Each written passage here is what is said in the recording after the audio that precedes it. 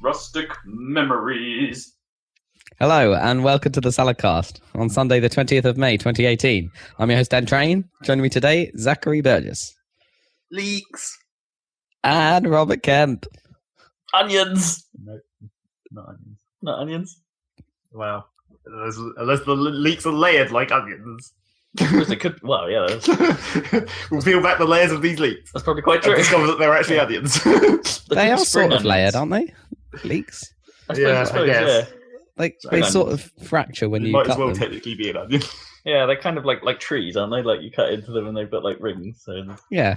you don't really. I suppose you don't peel them like an onion, but they are kind of.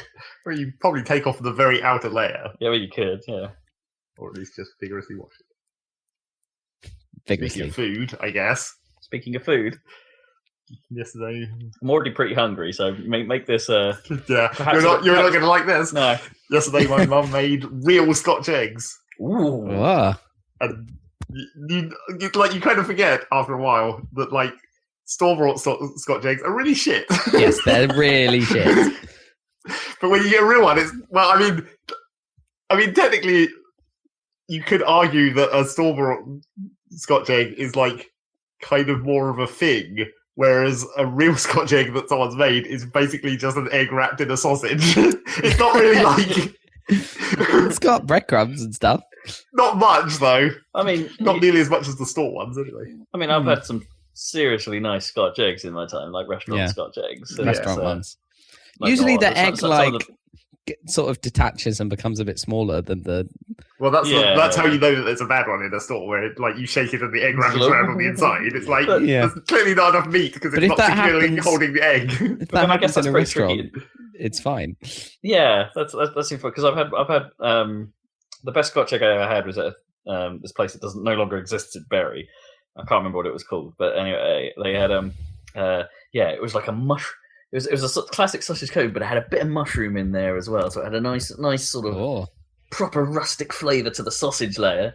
But then the egg inside was soft boiled as well, so it was like a white egg, but with a runny. Oh, it was just delicious. it sounds pretty good. But that said,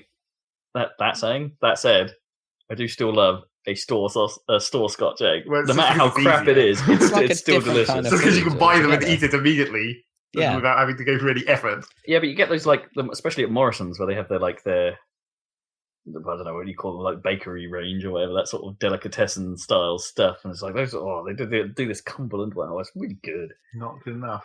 No, it's not. It's not. So did your mum But you can- make but you can all still the cut 'em sausage up and- meat and mold it around the egg or whatever? I mean, yes, presumably. then- That's generally how you Oh, make you a Scotch egg. You didn't see how the sausage. No, was I only made, saw as it the were.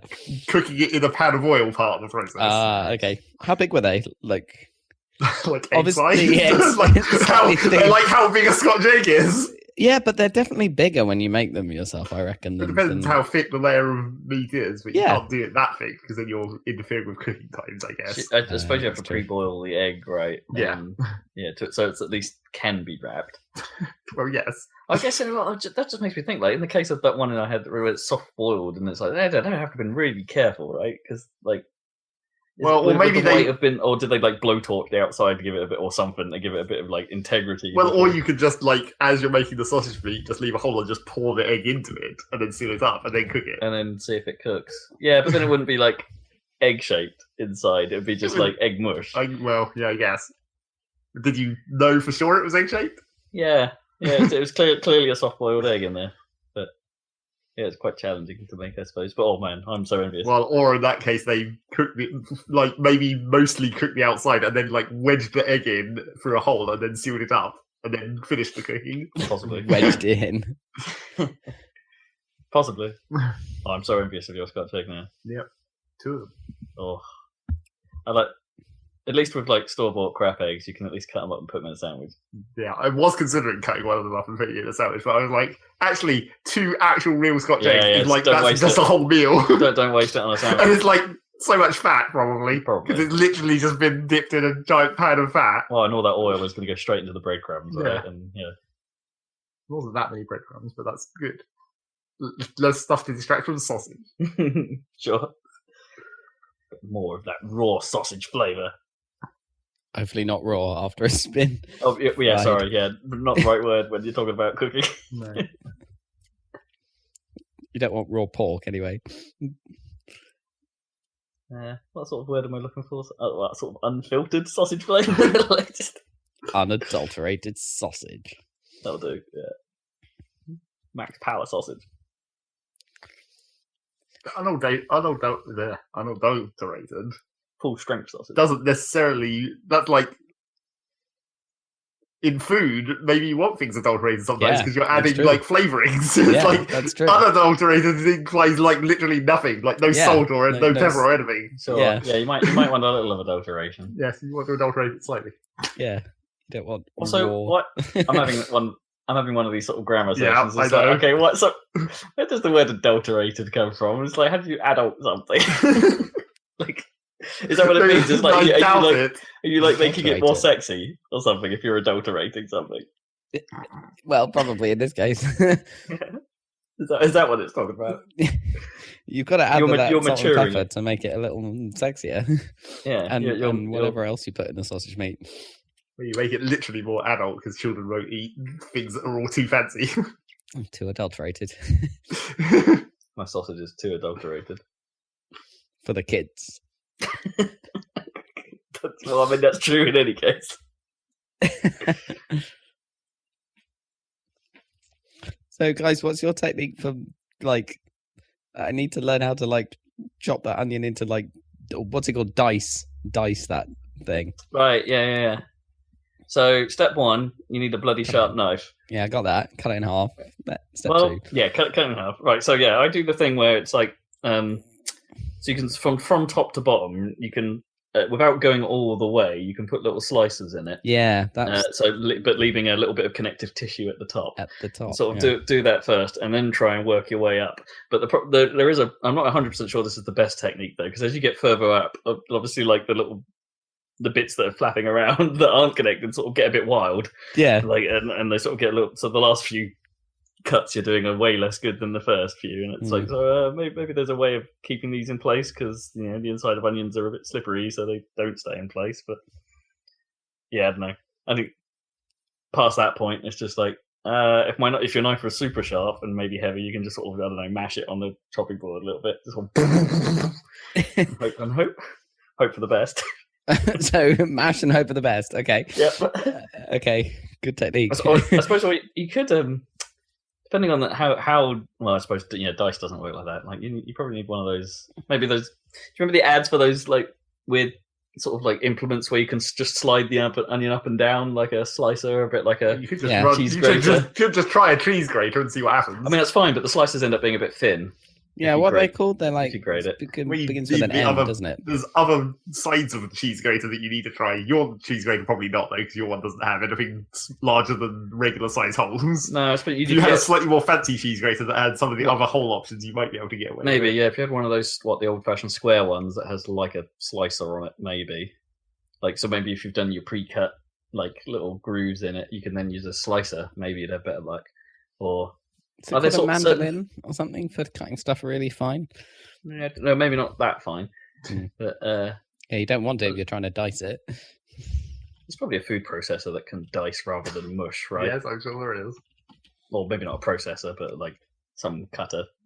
We get one of those dumb wire Yeah. egg cutters where you just slap a bunch of wires across it and it cuts it, and then just do that in two directions. Oh yeah. That'd probably be quite hard to get through an onion, though. It'd have to be an extremely sharp one, like a cheese wire, except more so. What's the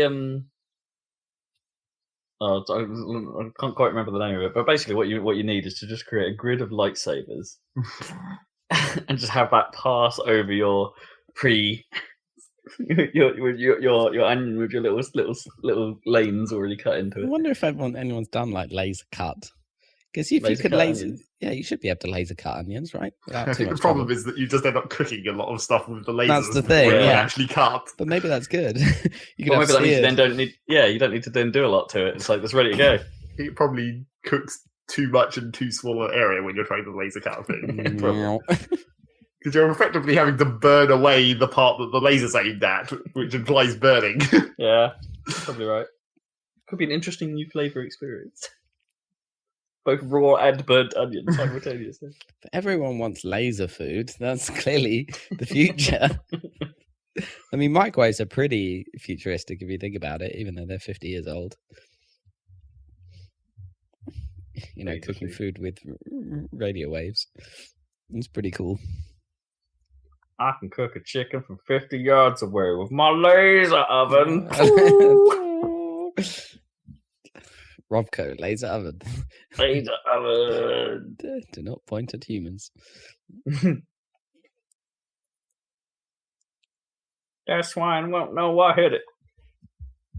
But I do. My laser oven. So have we switched from kitchen bitch into like kitchen enthusing or something? Kitchen enthusing. Is that what's going on? Only for a brief period of time. I mean, we've moved from enthusiasm to like neutral, where we were like, what's the best way to do this? So like now maybe we can get back to bitching. Maybe. Yeah. Oh, by the way, I have a heartwarming your- story. About a kitchen. Do you know Anand, guys? You know, Yes. yeah. So Anand and his girlfriend Manifa. So we just went. I went yesterday. I'd been to one before actually, but I went to one yesterday, like an engagement party for them because they got engaged. Oh, cool. And someone asked like, what's their, how did they actually get engaged? And it started with, well, we were buying a kettle. Hey. Yeah, they're buying a kettle on Amazon, discussing all the features, the standard kitchen bitchin stuff. And then he hid the ring inside the kettle, box. Really romantic. She's like, "Oh, look at all these features and stuff that come in the kettle. And what's this? Something extra in the box with the kettle."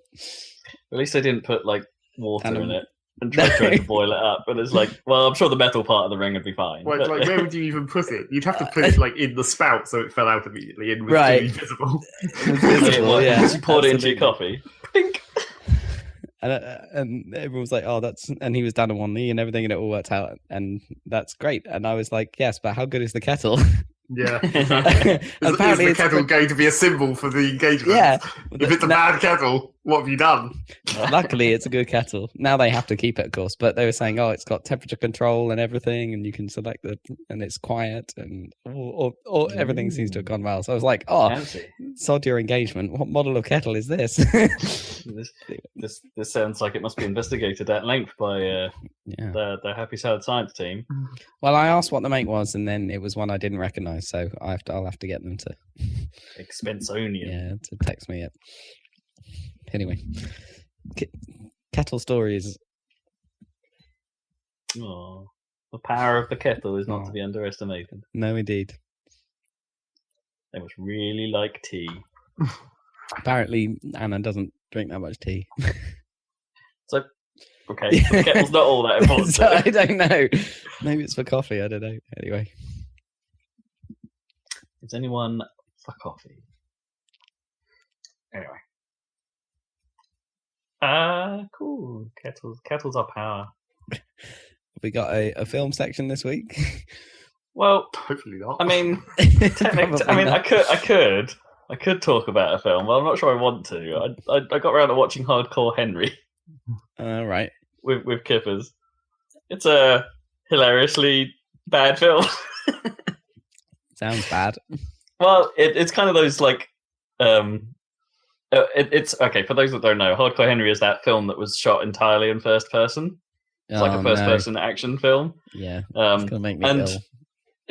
yeah, there's a little bit of quease going on after a while, but it's quite impressive, like what they've managed to achieve in that respect. As in, it's quite good. It's not like a single cut. They do obviously cut at times and things like that. So it's not like a single shot film or whatever, but it's still quite impressive. Some of the action sequences they managed to pull off and things like that, and how you can still just about follow what's going on despite the camera angle. So it's kind of neat.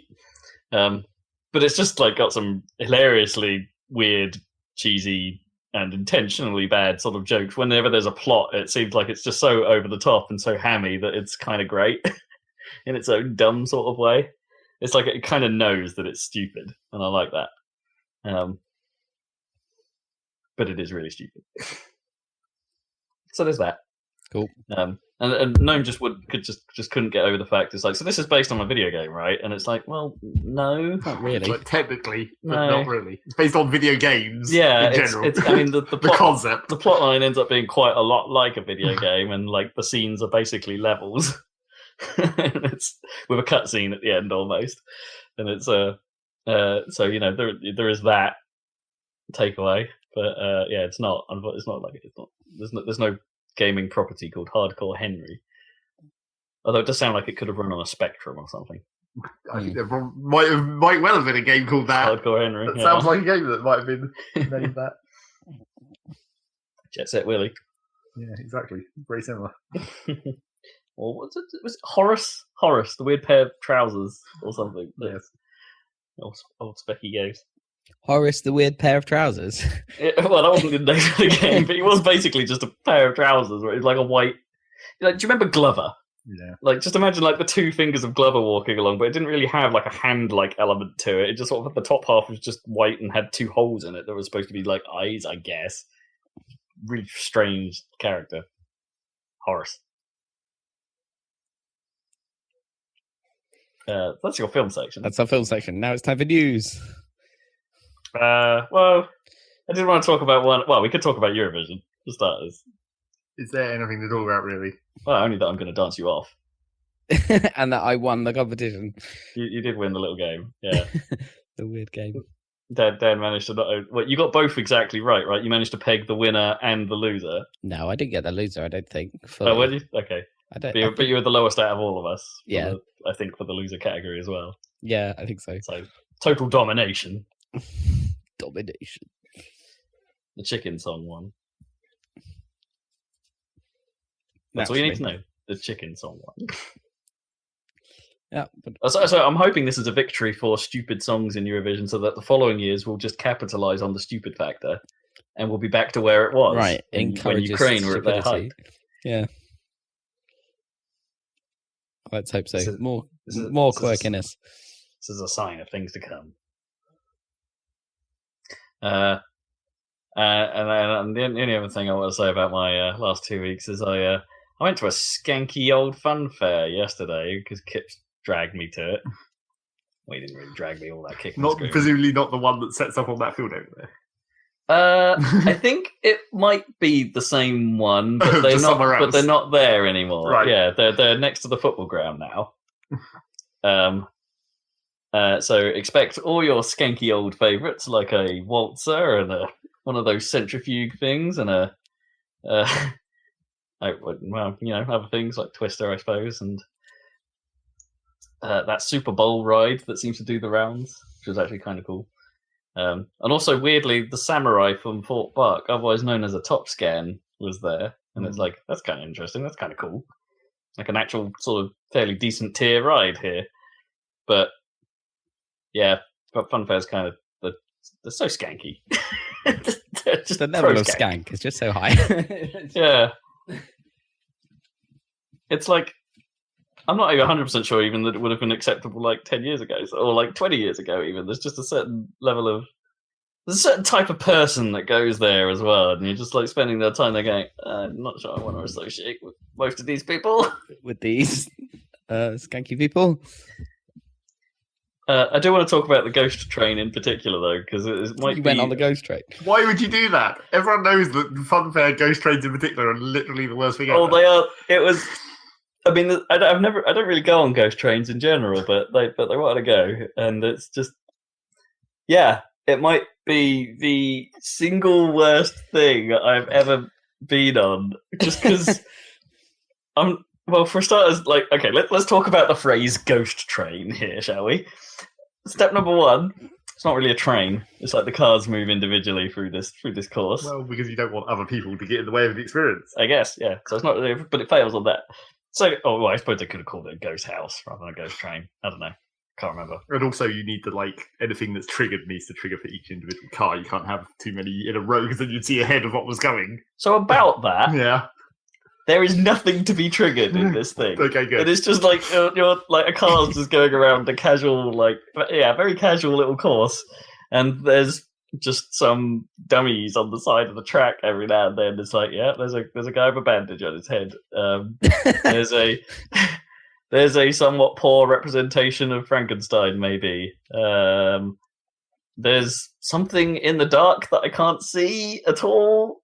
But then the only semblance of there being anything next to him was some highly fast blinking lights, so I can't make out what it is. And you do a little tour around this darkened area, and there's nothing else to it. It's just a dark area, and then you come out the door, and that's the end. It's just like there was the ghost part of this ghost house was considerably lacking. From the outside, it seems like there's going to be some sort of jump scare because you hear this loud bang at a couple of points.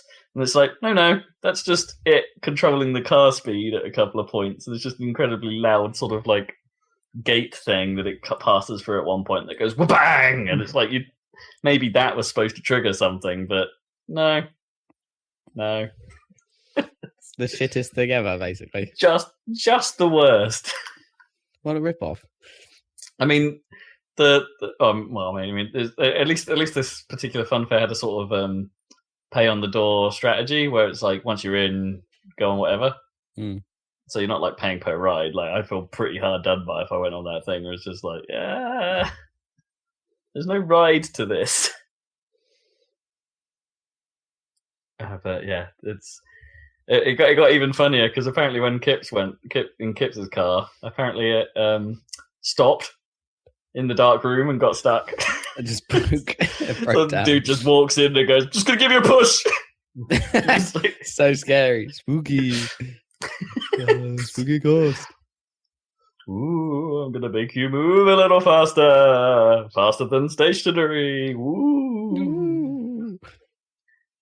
Yeah, just the worst. I mean, I've done that now. I can safely not go back for maybe another 10 years. It'll be fine. It is making me want to go to a proper place like Thorpe Park, but sound a bit proper. Anyway, fun fairs. Don't do them. Let's stay inside, play some games. Duly noted. Or read news about games, apparently. Or listen to you news. haven't quite managed to make a transition there. Or listen to news about games. Yep. Let's do us talk about news about games. It's time for the news. You can spin the wheel, the centrifugal ride wheel of news. Or centripetal, depending on your point of view. Ooh, science. And the news is... There's news.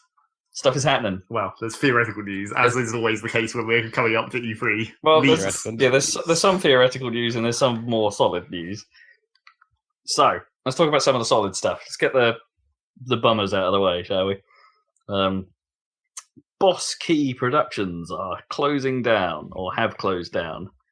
So, for those not initiated, Boss Key Productions was Cliff Bleszinski's new studio, the team behind Lawbreakers, and the very recently sort of released extreme early access, quote-unquote, Battle Royale game Radical Heights, which, despite getting a reasonably decent reception, despite it being super early access and being like very clunky and having placeholder things and stuff like that, people are like, hey, they're onto something with this.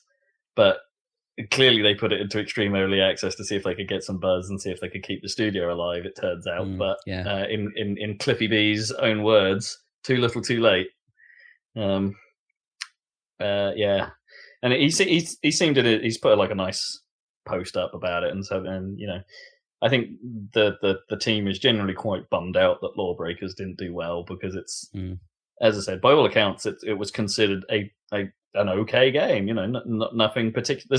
I mean, when I played it, I couldn't really find anything wrong with it. It's just that it entered the market at a really bad time, I suppose, with just getting completely overshadowed by Overwatch. Yeah. And so bummer for Cliffy B. He says he's going to take some time out of the industry, as he did last time. Yeah. But he did say that he'll likely come back. Yeah, I expect so. He's got to make those Jazz Jackrabbit sequels. Oh man, can you imagine if he did a proper Jazz 3? I wouldn't have thought he owes that license. No. No, Epic probably Yeah, own that. probably. But yeah. He just has to make a ukulele style thing that's clearly the thing, but isn't the thing. You know, well, I reckon if he wanted to make Jazz 3, Epic aren't going to make a Jazz 3, Probably are not. they? They'd probably just be like, yeah, sure, that we'll won't go stop for it. them holding on to the value of the license because that's what you do. It's like Atari and Sure, but I bet all their shit. I reckon he there's probably no hard feelings between him and Epic, but so I reckon Epic would probably just let him make it and be like, yeah, we'll take our IP cut or whatever. You go nuts, you go make it. Anyway, yeah, bit of a shame. Yep. But somewhat inevitable, I suppose, because boy did Lawbreakers tank. Other games closing down. Do you remember? It was a good couple of years ago now. I talked about a game that a free-to-play shooter that looked kind of interesting, but I never really dug into, called Loadout. Whose big thing was about, hey, that like the amount of customization you can do on your character and your guns and things like that is pretty extreme. And by all accounts, as I said, like the people that played it actually found that side of the game to be really quite deep, really quite well executed. But Loadout was unfortunately again one of those games that only just managed to keep the lights on. Like the amount of money coming in was pretty much as it needed to run the servers, and with the according to the studio, recent law changes such as GDPR basically have pushed the studio over the edge, and they were like, we cannot afford to put the dev time in to actually change this. So unfortunately, we're having to turn everything off. Yeah, sad times. Which then also begs the question: it's like, what on earth were they doing that was like that GDPR breaking? Yeah. I mean, usually it's just some legal changes and stuff, isn't it? And put out an email. Well, yeah, I guess putting out a proper legal privacy policy and stuff like that can be tricky, shall we say? But no, they were talking about like they were probably going to have to change the suppliers of some of their services and things like that. So maybe they host overseas or something like that wasn't going to pan out for them. And, right. Yeah. So they just couldn't afford to make the changes. So I've had to kill it. So that's the sad stuff out of the way. Well, you missed one more. Was there another closure? I guess not really a sad thing, but a bad thing. Go for it. When they revealed what the fuck's up with Black Ops 4. Okay, I wasn't going to put that in this category, but boy, yeah, Black Ops 4. What a weird thing that's turned out to be. So this will be the first COD game without a campaign. In fucking Black Ops, which was the one campaign that people cared about. Yeah. Yeah, so but they didn't we mention this before as a rumor? Yeah, it was heavily rumored, and I think we mentioned it last episode. So yeah, they've confirmed that that's the case. Yep. And they're 3 pillars. They're still going to have 3 pillars, which means it's like they need a new third one, and their new third one is a battle royale mode. Of course it is. Woo. Of which they haven't decided like a lot of the key things. It sounds like there's no player count maximum defined or anything like that. They're like, yeah, we're still figuring it out. And it's like, we better figure it out fast. For some reason, that just made me think that like maybe you could make a game which has infinite maximum player count, where like each instances just butt up against each other, and you can run from one instance to the other, and you can just run through like infinite rooms with just random numbers of people fighting it. That'd be so funny. And you're rewarded just by how long you survive in the room. Like if you win in one, if you manage to get to the end of one instance, you get a big bonus, but then you're forced to walk into the next in the middle of a fight. Just constantly running into new people. That'd be so weird. That'd be ridiculous. I mean, yeah, it's like battle. It's a battle that never ends. Yeah, it's Planetscape is what they've made there. Planetscape without objectives. Planetside, that's the one. Yeah. Yeah, so that's a bit weird. Yeah, that has basically just completely switched me off from the game. It's like I as much as I've enjoyed myself some COD multiplayer like in the past, with Black Ops 2 being my favorite of the lot. Without a campaign to back it up, I don't know what. Like, I like playing through the campaign first. I like having that thing and then getting to the multiplayer. You know, I've liked that about all the Halo games as well. Like, you go through the campaign and then you dig into the multiplayer. It's just, it feels right to me to go that way. And it's like, well, obviously multiplayer games can live on their own. Yeah, but Black Ops has a bit of a history of having campaigns that people like. Like, I never played Black Ops 3. I played its multiplayer beta and thought it was a bit off. And that did end up sort of putting me off the idea of getting it. And also Black Ops 3's co-op direction was a bit odd to me. And it didn't show well leading up to the game's release. But there are people out there that really love that game's crazy story. Like the actual story of Black Ops 3's campaign it sounds bonkers. Sort of a classic sort of like, hey, should the drones have control and things like that. So I think there's some AI questions in there, and they went in some weird directions. And to get rid of all that is just a bit disappointing. Zombies is coming back, so I doubt they might try and like depending on when they set the storyline for the zombies, they might try and weave some of their Black Ops narrative into that. But no, the zombie storylines are separate though. Yeah, you can't weave anything into that. It does sound like they're changing up zombies this year though, and that it will be sort of a little more. That it won't just be what it was in the past, and that there are perhaps smaller challenge chunks to do rather than the weird. Here you go. Here's a map. See if you can figure out its secrets and survive. Go. Thing that it's done before. So maybe that's an improvement from my perspective, but just never cared about the zombie side of those games at all. Just never got never really got my value from them. Really, just didn't enjoy them. So yeah, it's a bit of a bummer. It's a weird one. They have talked about even the multiplayer though. It does sound like they're doing some interesting and weird things. Like regenerating health is gone. In the main multiplayer? In the main multiplayer, it's like you need to heal yourself, or you need a medic on your team. It's like they're sort of going down the hero shooter thing where there are classes, and those classes have roles, and it's very un-COD. Yeah, very. Even though, like, when you actually see it in action, and they've shown a little bit of gameplay footage, it's like the movement and the shooting looks very COD. Do you know what I mean? It still looks like a Call of Duty game, but it seems like some of the mechanics around the outside are changing. I mean, it's good that the multiplayer is getting a shake up, but sacrificing the single player campaign seems a shame. Yeah, for me, it's a bit that's a massive bummer. But yeah, never mind. Well, probably the next one after this will have a single player campaign. I think it sounded like they just ran out of time or something. Yeah, given that I haven't played one for like the last 2 years. Actually, has it been 2 years? Yeah, in Infinite Warfare and World War II, the two I haven't played, I don't think. And it's like, yeah, I'm not sure I'll miss it. I think I might be out of the loop, so it's fine. Oh well, COD 4. COD Blops 4. COD Blops 4. Not COD 4. COD 4's the good one. Yeah, with the story. Yeah. They're eventually going to make their logo too wide. They just keep adding more eyes into it, and now it's 4 wide. It's just looking fat. They're going to if they're going to do a Blops 5, they'll just do the tally line across the middle. Yeah, but then what do you do after that? You start again, go back to 1. Maybe they'll change the color. Won't be Black Ops anymore. It'll be like Grey Ops. Grey Ops, yeah. COD Grops. COD Grops. No, that's what they'll do. They'll just straight up call it Blops. Yeah. They'll just go full Dota. I reckon they might drop the Call of Duty bit as well. Just like, are you playing Blops? Playing Blops on your bone. We're playing Blops Royale. Yeah. With cheese.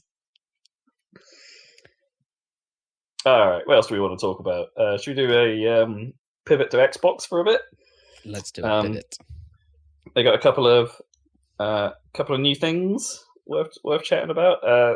Let's get one that I'm particularly happy about. That Burnout Revenge from the Xbox 360 is now backwards compatible. What? Hooray. Awesome.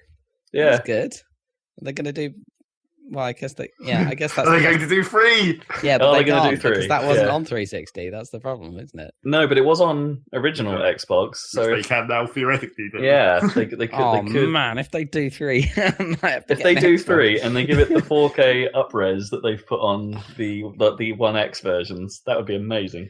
they just need to re-release 3. I mean, come on. Yeah, that was They my did Paradise. suspicion. Yeah, that was my suspicion that they might do that, right? That they might just like having re-released Paradise, that they weren't going to re-release the earlier Burnouts because it's like, oh, we'll just.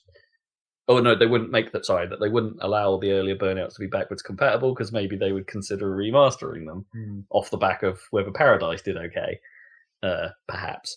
But so it's nice that that this has happened. I guess I don't even know. Like, could you run? Is the 360 version of Paradise on back compat as well? I don't know. Because that would be a strange juxtaposition, wouldn't it? If the two options are available to you. So yeah, maybe there's hope for 3 yet. Maybe there's hope. I mean, Revenge is okay compared to. It's not as good as 3, but it's Oh, very similar. Very similar. Yeah, Revenge was a lot of fun.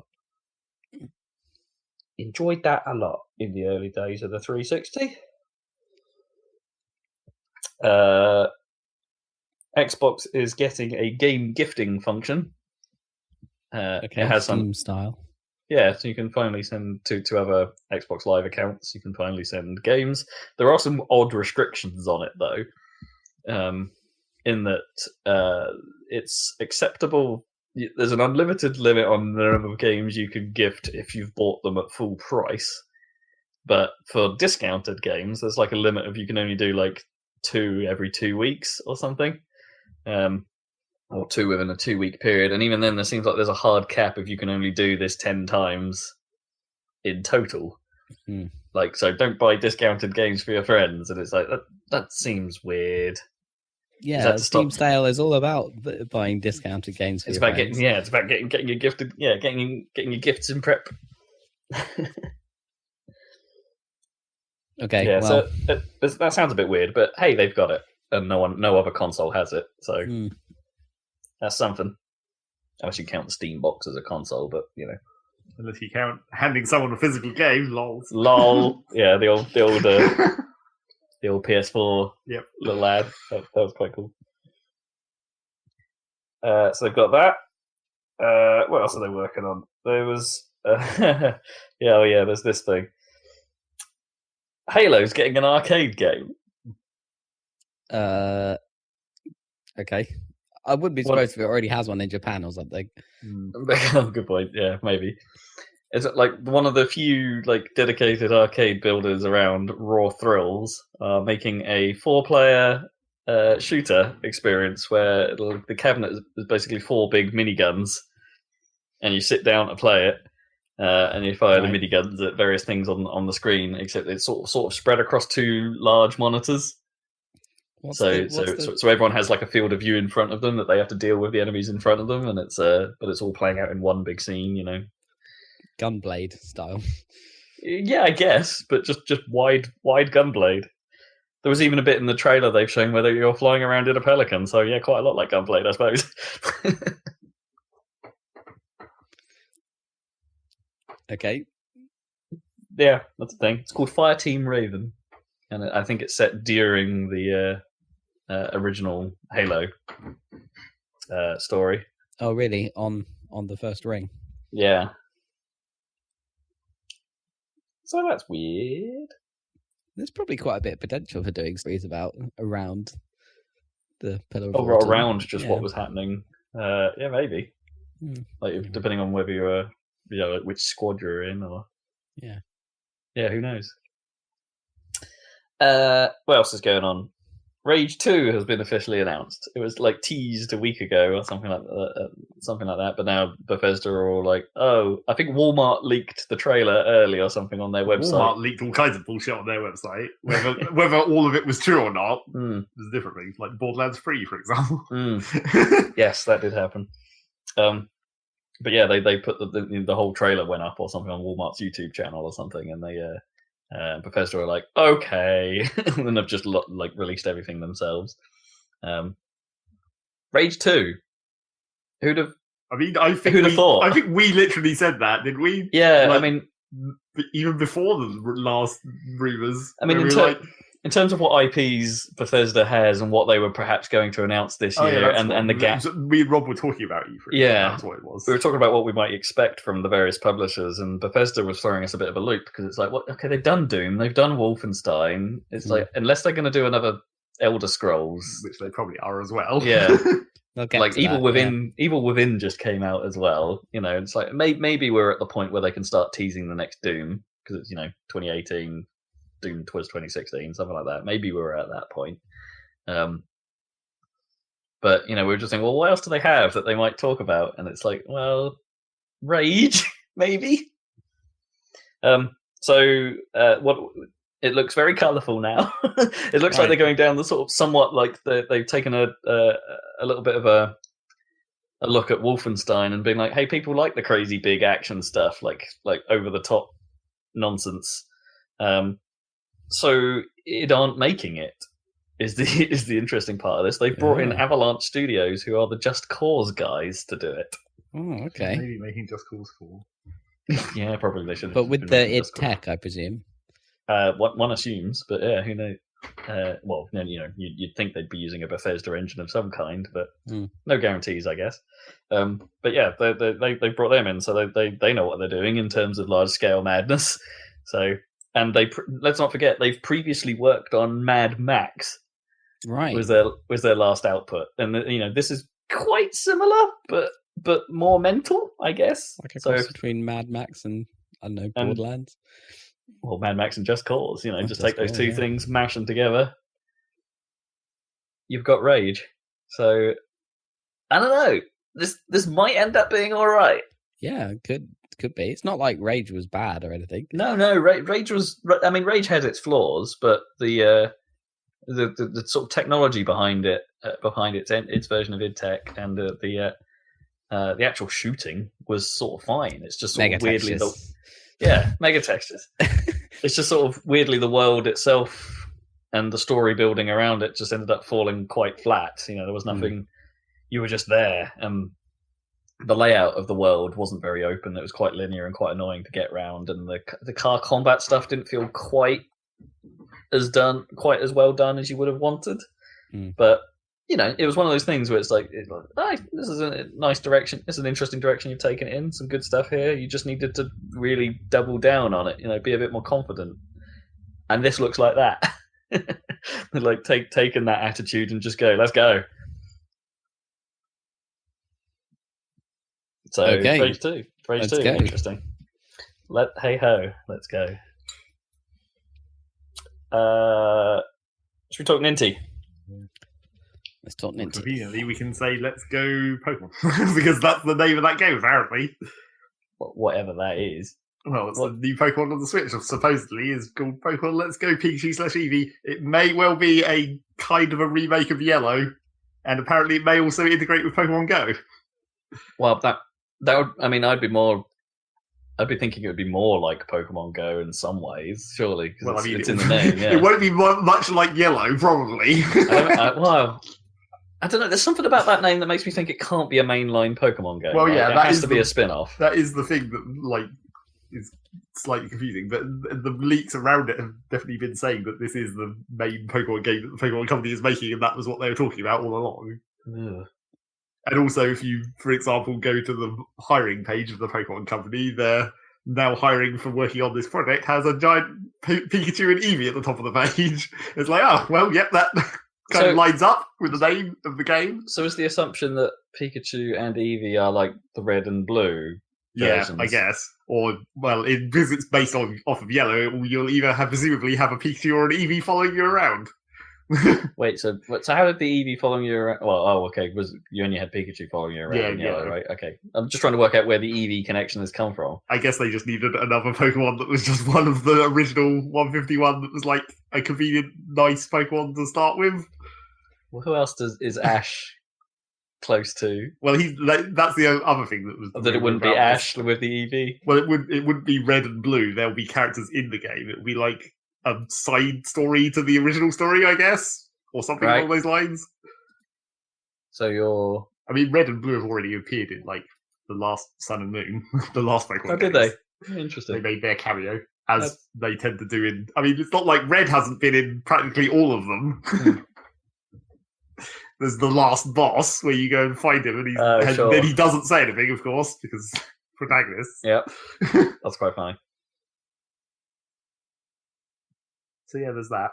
But the Pokemon Go integration is the bit that's worrying, I guess, for me, because I don't have a phone that can run Pokemon Go.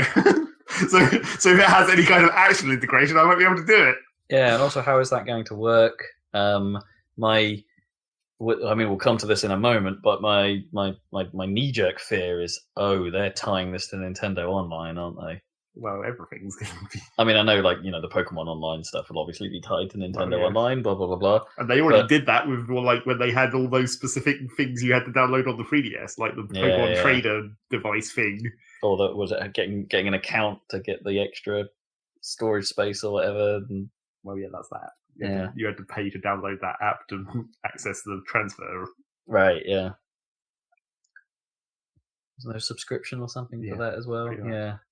So, I guess this is them perhaps coming up with new ways of online-ifying Pokemon. But it would make more sense if it's just, when they say, it's got Pokemon Go integration, if it's in, the same way as you might have Amiibos, where it's just an extra thing you can do to add more stuff to access more stuff in the game.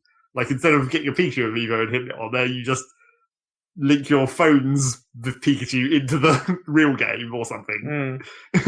I mean, I'm wondering if they've come up with a clever way of using the NFC reader, right? That a lot of modern phones have NFC built into them for Google Pay and stuff like that. Well, the other rumor is that there's also going to be some kind of accessory, some kind of additional device, like how the Pokemon Go had their clip watch thing. Yeah. But who knows what the fuck that. So that rumor happened, and then everyone was like, "What the fuck are you doing? This is not. You said it was a mainline Pokemon game, and this is really stretching the definition of a mainline Pokemon game. It's a remake of a mainline Pokemon game that may not be in the style of the original game." Well, it's a. But I mean, on the other hand, if this is they're going to take the opportunity to actually change shit about Pokemon, that's probably good. Like they did with Zelda and whatnot. It's just actually have an opportunity to just start over and make a new set of systems, maybe. Have a dramatic departure. I mean, taking the word remake in the same way that Final Fantasy VII is taking the word remake, right? But even then, it sounds like, well, Pikachu maybe not, but the Eevee bit could at least be a fairly... What if they did that, and have the stories be quite wildly different between the versions, in a sort of Fire Emblem way? Well, they did that, didn't they? I'm not sure that worked entirely well. So the Pikachu story is the yellow story, but made nice, whereas the Eevee storyline is something quite different. But then people would want to play the Eevee version, right? Yeah, people would want to play both. Yeah. Just like Fire Emblem, and then you get the third one, which is DLC for some reason, like Fire Emblem. Blastoise. Pokemon Blastoise. Not appropriate choice. Pokemon Anon. Pokemon Anon. I don't think there's any other logical stance of Pokemon in the original 151. Oh yeah, Anon was gold, wasn't it? Yeah. But if they really called it Pokemon Anon, it's genius. Pokemon Anon. It's like the Necro Wombicon. Yeah. Has anyone... I haven't really seen or heard much about that Pikachu detective game. No, it happened, and then everyone was it happened? No, it's done. Yeah, everyone was like, "Yep, we're done with that joke now." Because I didn't really see a review or anything. I don't know, it just totally flew under my radar. There was a giant amiibo, and that was the main thing. Yeah, that's all anyone cares about is amiibos with a hat. Yeah, the Deerstalker and the Brooklyn accent for some reason. And then, I love coffee. To go with the Pokemon leak, there was a bunch of other leaks of stuff that we might see at E3, which is basically a bunch of names of games, some that we already knew, but some which are new. Yeah, some are strange. So come on, Zach, hit me. So the ones that we knew, apparently Metroid Prime Renegades is the name presumably of 4 now, unless they're making another sub spin-off before they're done with 4. Right, yeah, another one of these fucking- Federation Force. Yeah, Federation Force. So maybe don't want that. No, But if this is just what Metroid Prime 4 is called now, that's probably fine. sure. Yeah. There's also the will this survive localization into England, Yoshi's Flippin' Island? Because that's just funny. Someone really didn't think that through. Sweet. Oh, that's so good. Yoshi's Flippin' Island. Flippin' Island. I Sweet. hope that stays. That's so good. Yep. Perhaps that they'll. Is it flip in as well? No, it's not with an apostrophe. Ah. It's properly spelled out, apparently. Man, Flipping Island. Flippin' Island. Flipping neck. It's not even like it's not even like it is an island though, because it's all like it's clearly in a house. It's like papercraft in a world because you turn it around, and you see the back of all the stuff, and it's like, oh, you can see the room. It's just like it's not an island. Oh, someone making an I could be making the island. Yeah. I guess. And then there's some kind of Fire Emblem game called Fire Emblem Memories, which, I mean, that's probably just a Fire Emblem game. There's so many Fire Emblem games. Not much to say about that. Mm, There's Punch Out, Become the Champion. It's presumably a Punch Out game. cool. Like that. There's the mysterious Star Fox Lilac system, Yeah.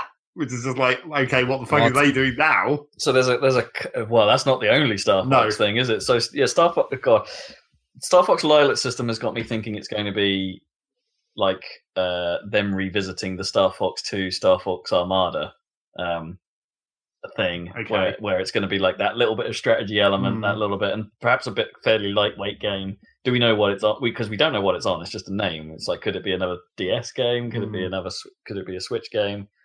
Don't know. But that was my immediate thought. Is that they might go that alternatively, direction. it could just be the name of a Star Fox kart race. Yeah, Apparently. but that's supposedly called Star Fox Grand Prix at the well, moment. that would make way more What sense. the hell? That Yeah. doesn't make sense though. That's dumb. Star Fox So- and Grand Prix don't belong in the same So there is, sentence. But then, so there is some things to latch onto here and possibly get excited, and this is due to the history of F-Zero. well, yeah, but like- that's the last thing, F-Zero SX. Oh wait, what? That's the Wait, last, what? last rumoured name. Oh my word, I did not hear that. So technically, if they stay Star Fox Grand Prix, that could still be within F-Zero. Maybe, yeah, Because, F-Zero James McCloud and all SX. that stuff. exactly, yeah. So yeah, it's F-Zero has always had a sort of weird link with Star Fox through James McCloud for some reason, and it's Star Fox GP. I thought was like, oh, maybe they thought the F-Zero universe wasn't all that. Maybe they'll just join them together, even Worth- though that doesn't even make sense. Yeah, worth Makes recon- even less sense than the mysterious James McCloud of F-Zero, Yeah. who's not actually related to Star Fox in any way, he just looks like it. Yes. Well, I mean, some of the backstory in one of the games was like he went through a portal Yeah, at some sure. point. Alternate universes. Yeah. But man, those two are weird. If it's but the fact they've called it SX. Oh, that's yeah, good. That's a good that's name. like a full on, right? Because it's Switch F-Zero X. and then Well, yeah, yeah. and then In the same way that AX and GX. GX, yeah. Arcade X now- and GameCube GameCube X, X. and now Switch X. It's like, oh man. If maybe, I guess the immediate problem is obviously Amusement Vision Yeah, don't aren't exist. a thing anymore. No, So who's making it? Who's making it? Well. Oh, so the thing about that Star Fox Grand Prix, right? The rumor flying around that is that supposedly Retro Studios are making that, Yeah. like the Donkey Kong guys, or the the Metroid Prime guys. the original Yeah. Metroid Prime guys, yeah. And so that's odd. Maybe it's Kirby's Air Ride. They've just put it in Star Fox. I don't know. Yeah, I mean, that would kind of make sense. But isn't it weird that they're working on multiple racing games at once, though? Is that Well, odd? yes, that is also odd. Unless they're on different systems. Unless one of these two is a 3DS thing. Yeah. Oh, yeah. What if Star Fox Grand Prix is DS or something, and F-Zero Switch X Yeah. is... Yeah. Oh, what a weird set of leaks. Hmm. That's exciting. And, all of it seems like it's probably true. That's the trouble. Well, that's good for sure. Like If it- That direct is going to be bananas. Because they've also said that there is some quote unquote shocking Splatoon 2 news coming. Yeah, what the fuck are they talking about? Yeah. It's like they've already announced the goddamn DLC. The Octo It's not even DLC. done yet. Yeah, so what are they talking about now? Because the trouble with Nintendo is they have a tendency to use adjectives like shocking to not mean like actually shocking, just to like reference electricity in some way. Yeah. It's like that's something that Nintendo tends to do. Yes. So all that stuff is highly exciting. What's not exciting in any way, shape, or form is Nintendo's online details, which they've talked a lot more about. I don't know if it's. I mean, it's not exciting, but it's not like. It's not entirely unexpected. Let's put it that way. Or necessarily bad. So they've now said the launch date for that stuff is September. At which point, online play in games like ARMS, Mario Kart, and most importantly, Splatoon 2 will become part of the behind the paywall. They have announced what it could be said as a relatively generous pricing structure, in that if you buy the annual pass, it's a way better deal than if you go monthly, like considerably better. So might as well get that annual pass, yo. But where things sort of start to fall down is okay, you're paying, you're paying for this online service that clearly doesn't offer as many tools as Xbox and PlayStation, so you've got a lower cost for that. But it's does it still really justify that cost? And I'm still on the side of saying no, not really, because you get access to the app, which is garbage, as part of this subscription as well.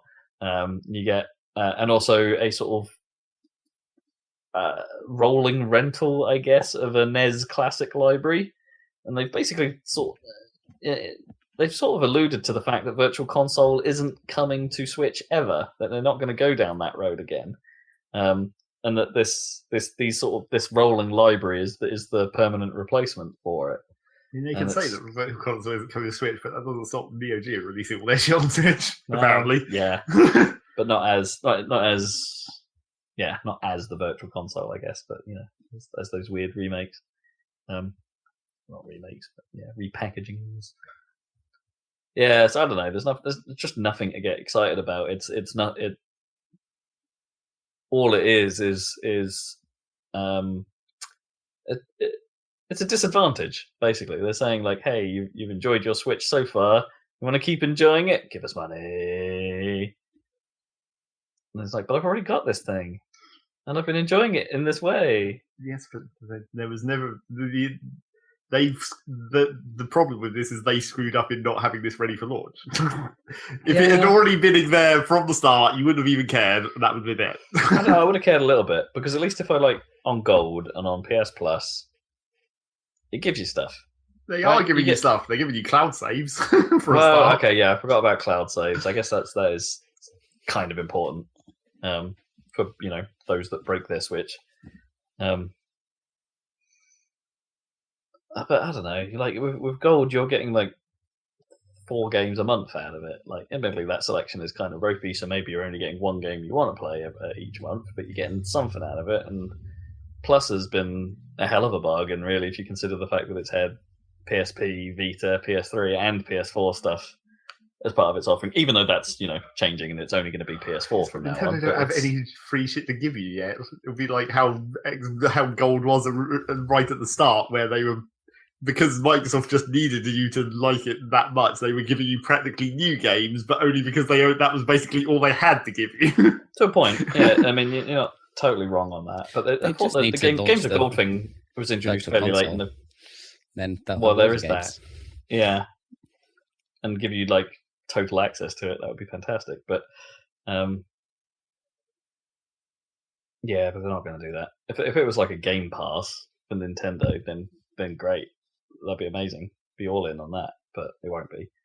And to correct you a little bit there, Games of Gold came in the 360 era towards the end of the 360 lifestyle, so they had quite a lot of stuff to do. But obviously, when Bone launched, for the 360 version, though, that was why it seemed really sparse when you went onto the new console. It was there's nothing here. We just have to give you new games. Well, but they've got plenty of indie titles that perhaps they could sign up, and some of the big hitters like Rocket League and things like that have just straight up come out on PS Plus day one. It's here, get Rocket League, and that you can only say that must have contributed to how big Rocket League became so fast. I don't know. I think that it's very much missing something to me. It feels like a step backward. But maybe they'll get there. Maybe. What else have I got? The only other thing I've got on my list is Valve's Sexy Crisis. Sexy Crisis, Honey Pop. Yeah, and various other adult content visual novels, shall we say, being hit by by Valve basically saying, we don't like this, we're going to take it off the service unless you change this. I mean, it's about time that someone looked at their store at all. Right, yeah. Yeah, but then a lot of devs are kicking up a fuss because it's like, hey, we're not actually in breach of your terms of service here. Yes, it's like they looked slightly at the wrong thing. Yeah. They just should have looked like a square to the left and seen some other bullshit and then gone after that instead. Yes. Yeah, the whatever your opinions on adult content in games and things like that, this does seem very specifically targeted at those sorts of visual novel-like games that might have a sexual undercurrent to them, however obvious or not they are, because it's there are things about Steam's terms of service that means you can't do all that much sex stuff in their games. But then you've got things like The Witcher and Mass Effect still on Steam. Is Mass Effect still on Steam, or did that delist? I don't know. Which have got sex stuff in them, and it's not exactly. And boobs on show, and I'm pretty sure DMC has a bit where it's quite heavily implied that the demon boss is shagging his lady, and it's as in you couldn't really interpret it any other way that's happening right there. It's admittedly you don't see anything. There's no penis on display. There's no actual anything you see, but there's some thrusting going on there, and it's that's fine apparently, or they haven't got to that yet. It's just not clear what they're trying to achieve. Like, if they wanted to go after the visual novel thing to be like, oh god, we've got way too many of these, we need to sort that out, why not categorize it instead?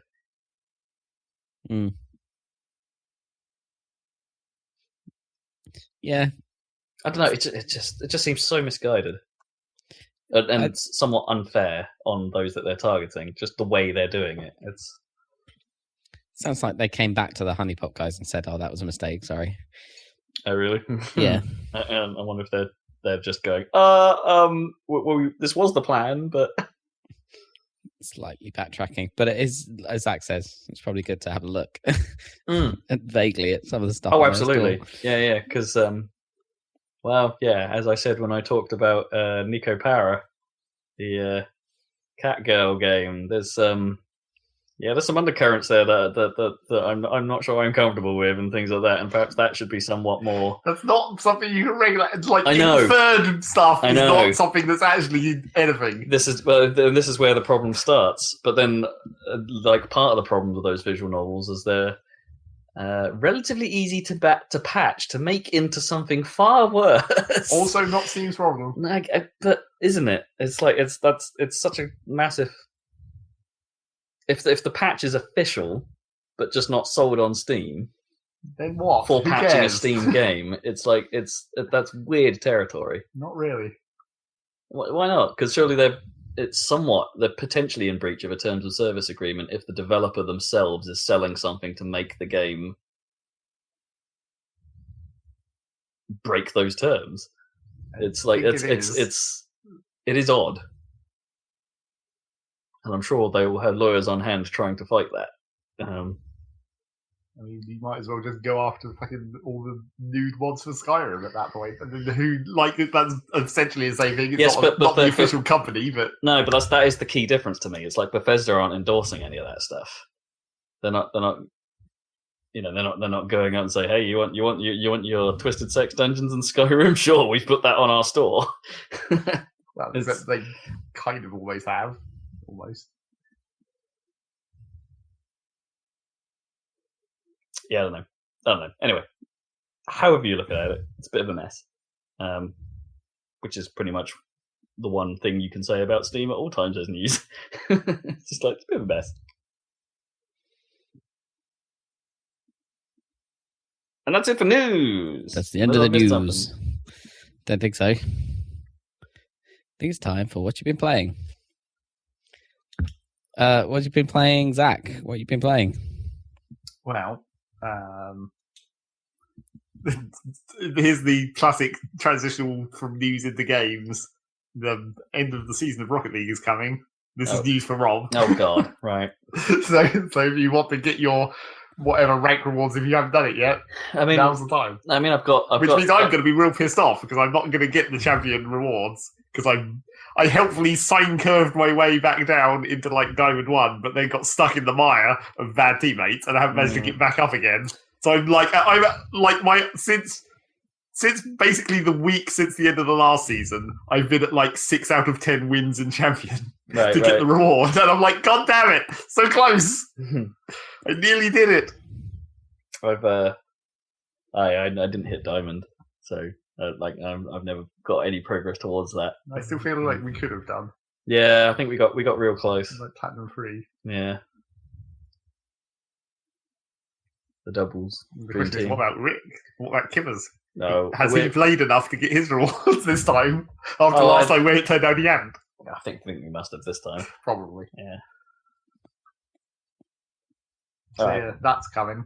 And some other stuff is happening around. I think it's one of the more... Isn't there some weird stuff happening? Like, isn't it like heavily rumoured at the moment that Rocket League is going to go free to play? Like pretty soon, because they're starting to offer things like the Rocket Pass has become has sort of been leaked, whatever that is, and it's I don't know about that. Make it sound like it's a battle pass or something like that, like Fortnite. They're doing some other thing. I think this next patch with the season is meant to be a major patch. I think they said there's another level. Ooh, always nice. So yeah, I mean, hopefully. I don't remember what else they said about it.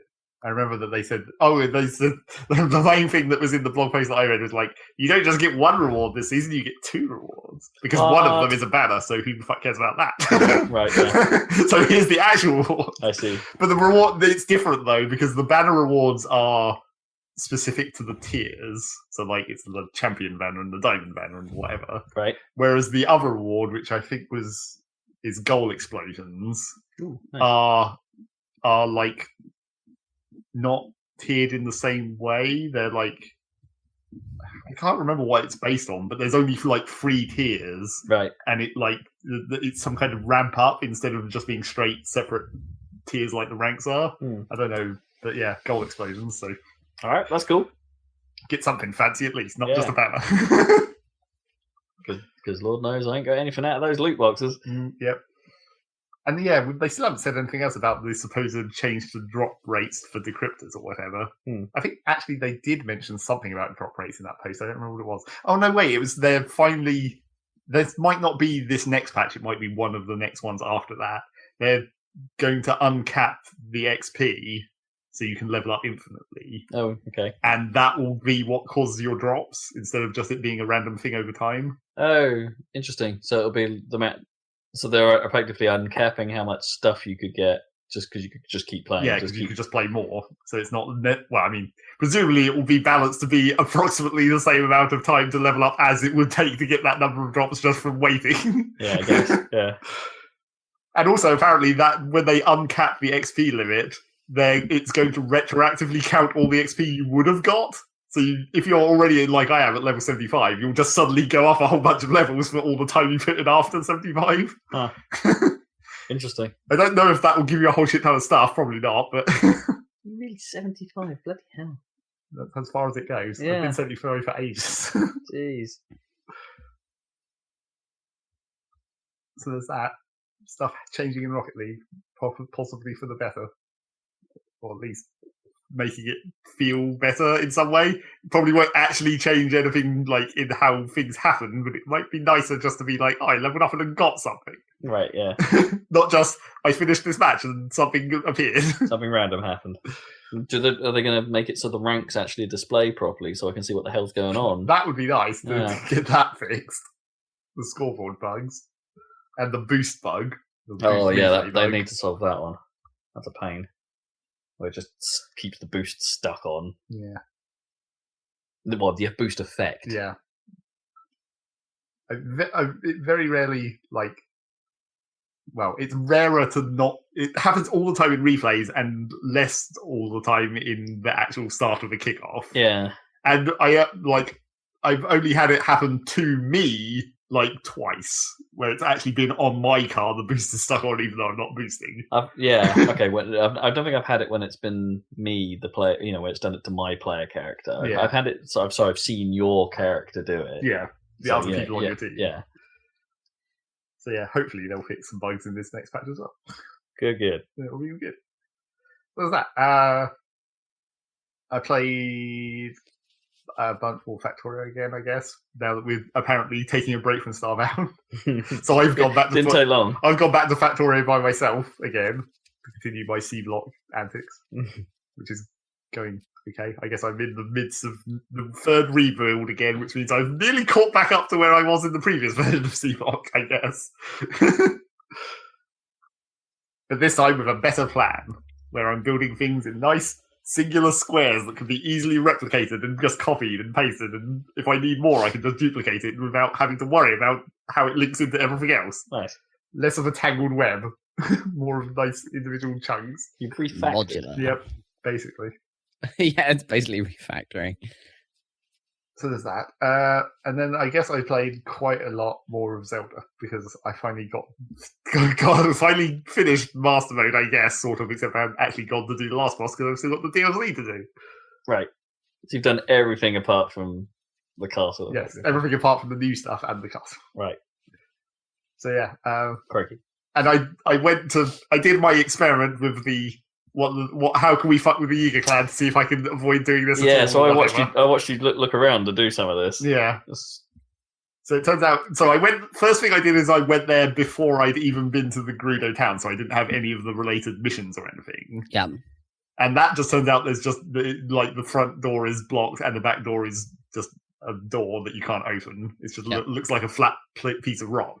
But the thing that I knew about that is, that piece of rock at the back door is a magnesis thing when you're inside. You can magnesis it and you open it and that leads you into that arena. So I was like, okay, so we know that theoretically this is a door. It's not like the front where it's clearly just like they've just shoved a rock texture in there to cover up the thing that will be a door eventually. Right. So then I spent quite a long time just basically trying every bullshit speedrunner technique I could think of to try and get through the door. So I was like checking all the seams to see if you could see the magnesis point through like an edge somewhere that the polygons didn't line up or something, and then trying to bomb myself backwards through it, or because the bombs are one of the few things that are actually physical in the world. See if I could shove myself through the door by standing on a bomb in a precise way or something. Right, yeah. And I was like, yep, they seem to have tested this quite well because I can't get it through it at all.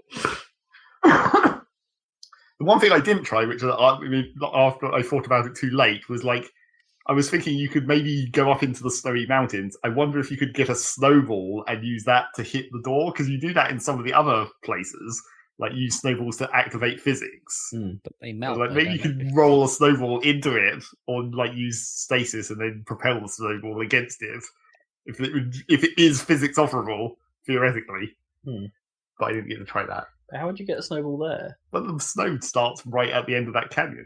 After you go out of the back of the arena, you go straight into the snow. Right, you'd have to. That's a long way to take a ball, isn't it? I don't think it is. I think, okay. In fact, there might even be snowballs that spawn in that canyon.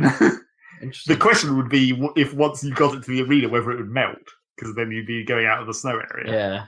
Yeah. Would they start to do that melty, sort of slow shrink? Yeah.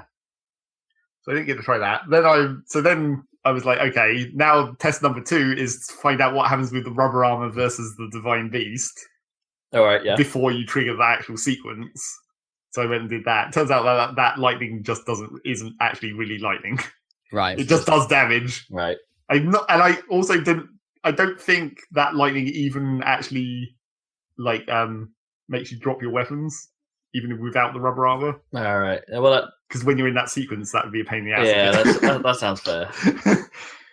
So it's not really real lightning, is the Yeah. answer to that. You can tank it, because it only does like 7 hearts of damage. So theoretically, you could...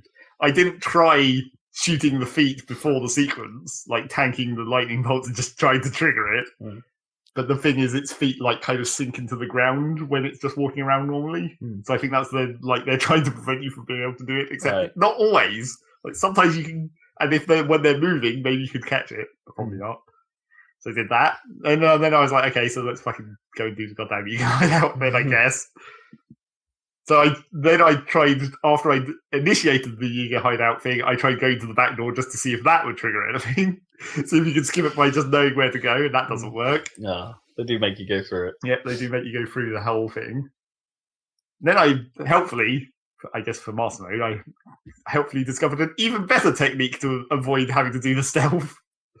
Because previously I said about how you just shoot people in the face with a multi-arrow bow real quickly, and if you do it quickly enough, arrows, right? electro arrows, so they stun. If you do it quickly enough, that's sufficient. Turns out there's a better way to do that, because you can just stasis them and then shoot them, and then all the damage happens at once. So you could actually, nice. you could actually not even trigger their alert status because they never see you, because you stasis them before you're in visual view. Then just shoot them and then just run away before it unstatuses them, so they just die immediately, and it doesn't trigger any kind of alarm state at all. So the stasis is actually long enough on them to Do pull that several off. arrow shots, yeah, Huh. with like a 5 bow or whatever, and the electro arrows, and then the damage just stacks up. Are you like standing right in their face at this point? So the You arrows don't have to be all hit that them. close, but yeah, fairly close. like a shot bow. And I didn't really know that was how stasis actually worked. Like when you use stasis on a thing and shoot it with an arrow, and then when it unstasis, is like the damage all happens at once, but you can actually see the individual arrow hits going off when they unfreeze. So you can see like the 5 arrows going. Oh right, so they don't like just go. No, they don't just exactly take one big bit of damage, even though all the damage still does happen simultaneously. Which was important later on, because then once I did that, got through that by murdering the dudes, and did the stupid boss fight, which is not any more difficult in Master Mode, of course, because it's not really actually a boss fight. No. You just trigger the thing and then stab him a bunch in the butt. Did that, then did the last Divine Beast, so I could actually get to the DLC, the main DLC. I mean, I guess I'd already tried the Master Sword a couple of times. Went back and tried that again, and even with full health, I was still like, oh, this is fucking ridiculous. I made it to, like, I guess the halfway point of the first set. Because in the first... Apparently there's 45 rooms, so they're split into 3 sets of 15. And I made it to, like, floor 7, and I was like, holy crap, this is a break floor. There's, like, a cooking pot, and there's, like, a fairy. Yeah, There's some goddamn fish. Yeah, there's break floors, yeah. But then I didn't make it much further than that, because then it transferred from Bokoblins into Lizalvaros, and lots of water. And, fighting. The whole thing about getting through the early stages was you just run around a lot and just drop bombs and try and pull individual enemies off one at a time, so you could actually do things with Kiting. them. Yeah. But once you get to these tiny little islands in water, you don't really have. And of course, the Lizalfos can attack you from the water because they're able to do that, and they can swim, so you can't even run away across the water. It became a big pain in the ass, and then I died. So I still only got to floor 10 of 15. So that sucked. And then I was like, okay, screw the Master Sword, I guess. I'll just go do the actual real DLC. So I started doing that. And that was weird. So first of all, you get the bit where you're on the Great Plateau with the one-hit, one-kill device. Right. Run around and stab enemies. Except... It's weird. They give you the one-hit, one-kill thing where it's like, you die in one hit, enemies die in one hit, the whole thing. But they don't prevent you from using your bows. No. Which work normally? Yeah, which work perfectly normally. Okay. So I was just like, well, I guess I'll just thin these guys out a bit by sniping them. Yeah. And then once I was down to the enemies that have too much health to just kill with bows, all you do is you just hit them with an ice arrow so they freeze, and then run up and hit them with the death device. Nice. Because then they're helpfully immobilized. So that worked pretty good. The thing that killed me But you could do that with electro arrows as well, briefly, right? Yeah, that would also The work. most annoying thing Or is like stasis, theoretically. Oh yeah. the Guardian dudes, whatever with their sort of mini shots. Single one of those Yeah. is annoying. Oh yeah. Yeah, that killed me several times the first time I went into the test of strength that's in that part. That one's Where I annoying. was like, because you can.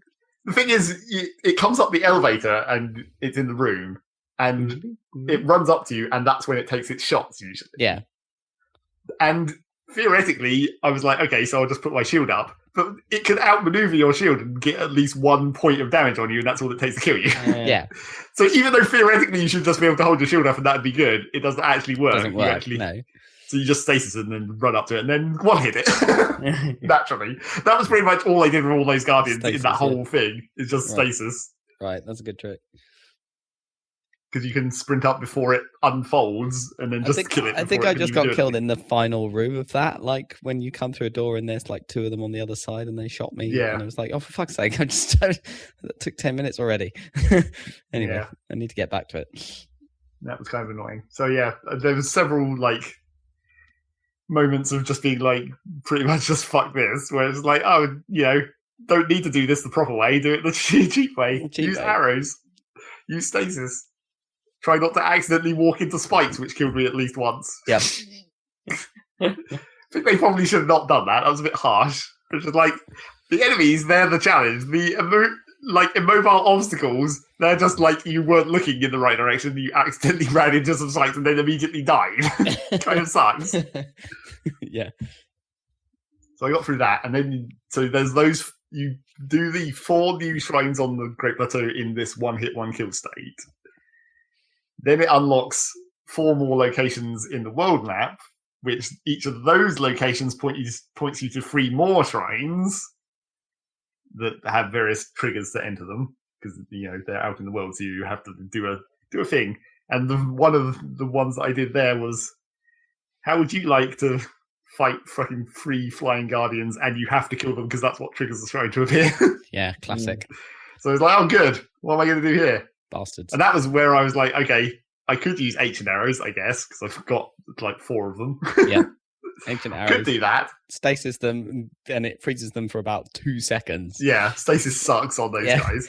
But that was when I realised that I could still implement the same thing I did with the Yiga clan. If you stasis them, it gives you enough time to dump like 2 shots worth of 5 Yeah. arrows onto the rotors, and that will actually destroy those rotors. It is actually possible to kill the rotors, even though you never thought it was, even though it told you it was. But you have to use like a 5-shot bow, so you're already using like rare equipment, and ideally like electro arrows, so you're doing extra Where damage. do you get the 5-shot bows? I can't remember. They're the final tier of Lionel bows. Oh, great. The most hardcore Lionels. Yeah. Right. So, and then even if you do that, you stasis them, you shoot the arrows at the rotor. It kills one of the rotors, but they can stay aloft with only 1 rotor remaining. So you still have to kill all 3 of the rotors to actually get them on the ground, which sucks.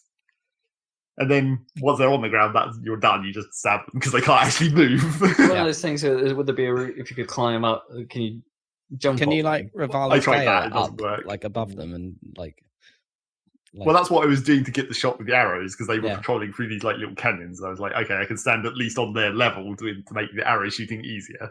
Hmm. But yeah, I did previously in my first playthrough. I had tried like standing on them, and that doesn't work because the physics doesn't agree. Which I Right. really think they should have allowed you to do, because they Yeah. have a completely flat top. Yeah, Right, that's dumb. yeah, flying guardians are bastards. So yeah, I dealt with that, did all that, and then I got to the first boss of the first. So you do the 3 shrines that are linked to this one location, and then it tells you to go back to the divine beast of that area. So I did the Zora's ones first. Did the 3 shrines, went back to the divine beast, and then it's like, okay, here you go, have a boss fight, replay the Ganon like boss fight from the divine beast, except now you only have what equipment we give you. Oh, weird. So you go into water like Ganon with like the Zora armor and the like Zora spears because it's being as though you were the original champion fighting it in the first time or whatever. I see. So you get like the was it the ceremonial spears? Yeah, you get the ceremonial spear and the light scale trident. And it's like, fight water bike Ganon with only this stuff.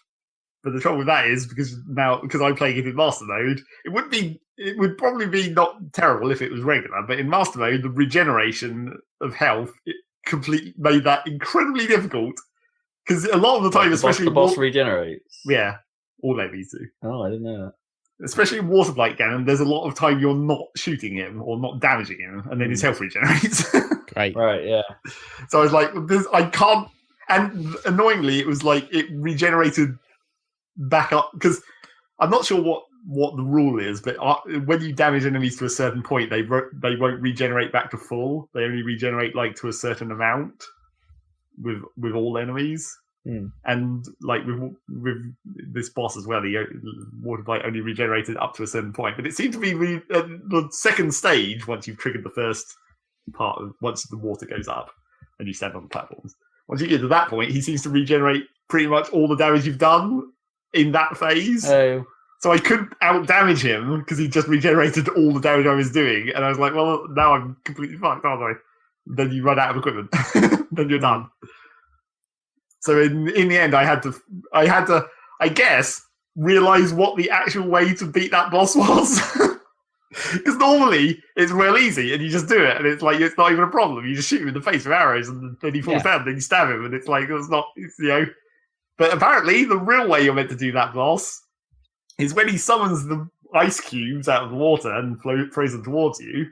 You stasis, you destroy all of them apart from one, stasis it, hit it, it fires it back at him, and that knocks him down. And I was like, I never thought to do that in the actual playthrough because it was so easy to just hit him. That's clever.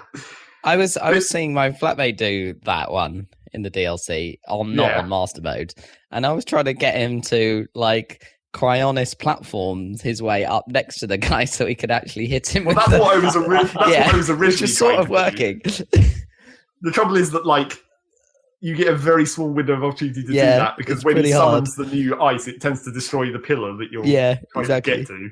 Yeah. So you have to kind of go around the side of him. Yeah. On the you can actually pillars. stasis him as well if you want. So that might buy you some more time. But yeah, that was quite funny. Eventually working out, it was like, oh, you can actually stasis those things. Oh, they actually act like actual stasisable objects. They don't just break or anything. And that actually hits them. And then you just... And also, well... I mean, I guess because this is... The DLC happens after you've done all of the 4 Divine Beasts, you can't actually access it until you've done them. Right. Obviously, because of how this plays out, I guess. You already have all 4 of the powers, and at that point I was using the lightning strike to do most of the damage. You only get 3 of them, but it's more or less exactly enough damage to kill him, apart with some extra stabbing during that phase. So I was like, I can't imagine how you could possibly have done it without that. So you better make sure it's charged before you go into that fight. And weirdly, another thing that I discovered about that fight is that the door isn't closed, so you can just leave. You just wander around the empty Divine Beast because it's not actually real, because it's a memory or whatever. So weird. It's just like, okay, that's weird and pointless. I'm gonna take a breather for a second. Well, I was thinking what I could have done is just left and just sat there for 15 minutes and waited for the powers to recharge. Right, yeah, until you're in the position where it's like, right, okay, I'm gonna go at it again. Yeah. You could have used the lightning strike as many times as you wanted if you just waited 15 minutes in between each phase. It's kind of weird. That is weird. But yeah, I eventually managed to pull that. Master strats, in fact. Yes. Eventually managed to pull that off, so hopefully the other ones won't be nearly as difficult, because I mean, it'll be a similar setup, I'm sure, but I don't think any of those other ones are going to be nearly as problematic. I forgot to mention, I didn't have nearly as much problem with Thunderblight Ganon because put on the rubber armor. Turns out that's a good tactic for that fight. Yeah. Because presumably you're not susceptible to just getting stunned whenever... Yeah, whenever you actually get hit. You just take damage rather than fucking falling over and dropping all your shit. So it's much easier. Still probably stopped you from using your powers, right, to send the stupid pillars back at him or whatever. I only had to do that one time. I was actually out damaging him so well that I didn't have to do that. I was managing to counter his attacks for a change when he rushes up to you. If you time it right and you just do the dodge, and then Master Sword him. So that will probably be marginally harder a lot harder in the memory, because I won't have the rubber armor, I won't have the Master Sword. Yeah. That will fight that whole plan up. The other two, probably not going to be that bad. Fireblight, I pretty much fought. When I did it for real, it was like that was an actual fight again. Dodges and counters and actual just standing on the ground. And then the wind one, that will depend on what equipment you give you, I guess. Because presumably they won't give you a bow with very many arrows.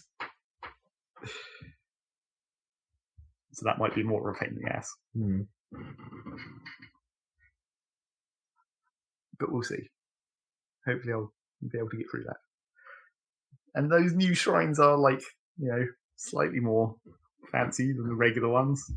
Generally slightly longer and more tricky. The one where you had to build an inconvenient staircase out of metal objects that were on rails and stuff took me a little while to think about it, to be like, oh yeah, I can just shove this in between these other things and use Cronus to hold up this bit. Kind of awkward. And there was a couple of dumb ones, where it's like, oh, here's a giant pachinko machine. Right.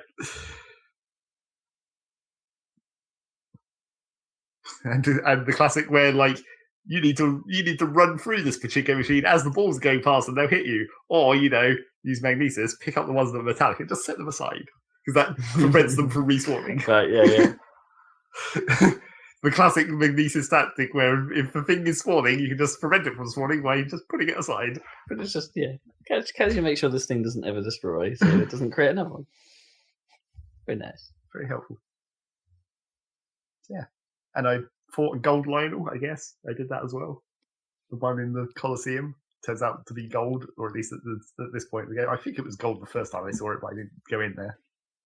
Didn't really give you anything extra. I was kind of disappointed. It was still the same loot. Lionel. The one thing that did suck was that he was using a fire sword.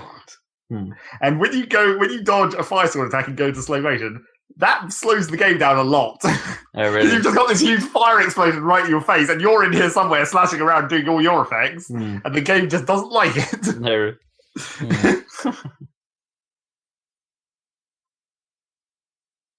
So yeah, lots of Zelda. Now I've got to the point where stuff is new, and it's like, oh, holy shit. Now I'm not just remembering how to do anything, now I actually have to think about it. Yeah. Oh, no.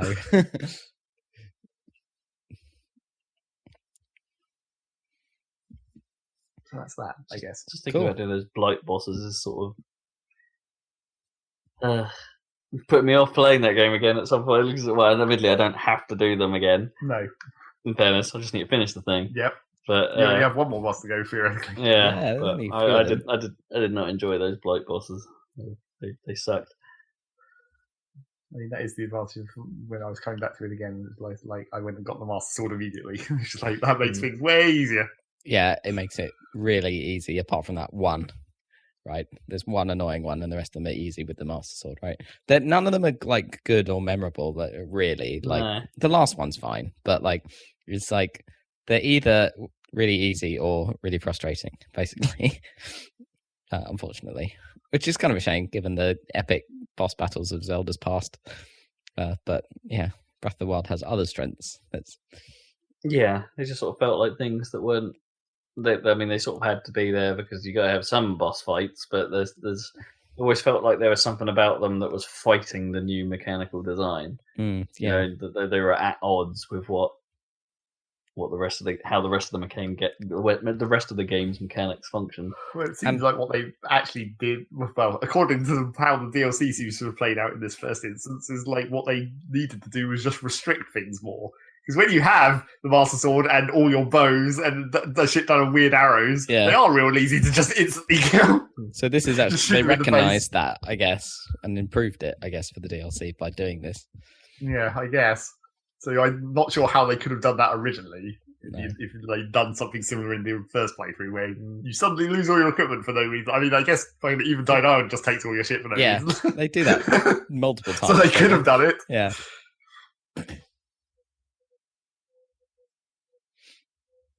Yeah, I don't know. I didn't find them particularly well. I don't know. I guess maybe because it's when you're doing it properly on a playthrough, you don't have all that gear normally. But it's just because you knew to do them all last or something, or do them as late as possible. You have as much gear as you always have. It's not really that you have more or less. It's just that you have gear that you use. They're not designed to well, especially in normal mode, they don't actually have that much health compared to how much damage output you can put on them, even just with bows. Just like regular bows. Maybe I don't know. I never found myself that well equipped. And a bomb arrow does a lot of damage. Put that in a short bow, there you go. Because you will have bomb arrows pretty much immediately, even if not many. No. Yeah, but even there's by no the time point. you're in Zora's Delay, you'll probably have 20. I think my special output was always incredibly low though. Like in terms of how many of those arrows I had. Like, I'd be lucky if I had a significant number of them. I felt like I was just like, I'm just going to unload them all. Well, I've definitely got to the point again where I'm just only using special arrows.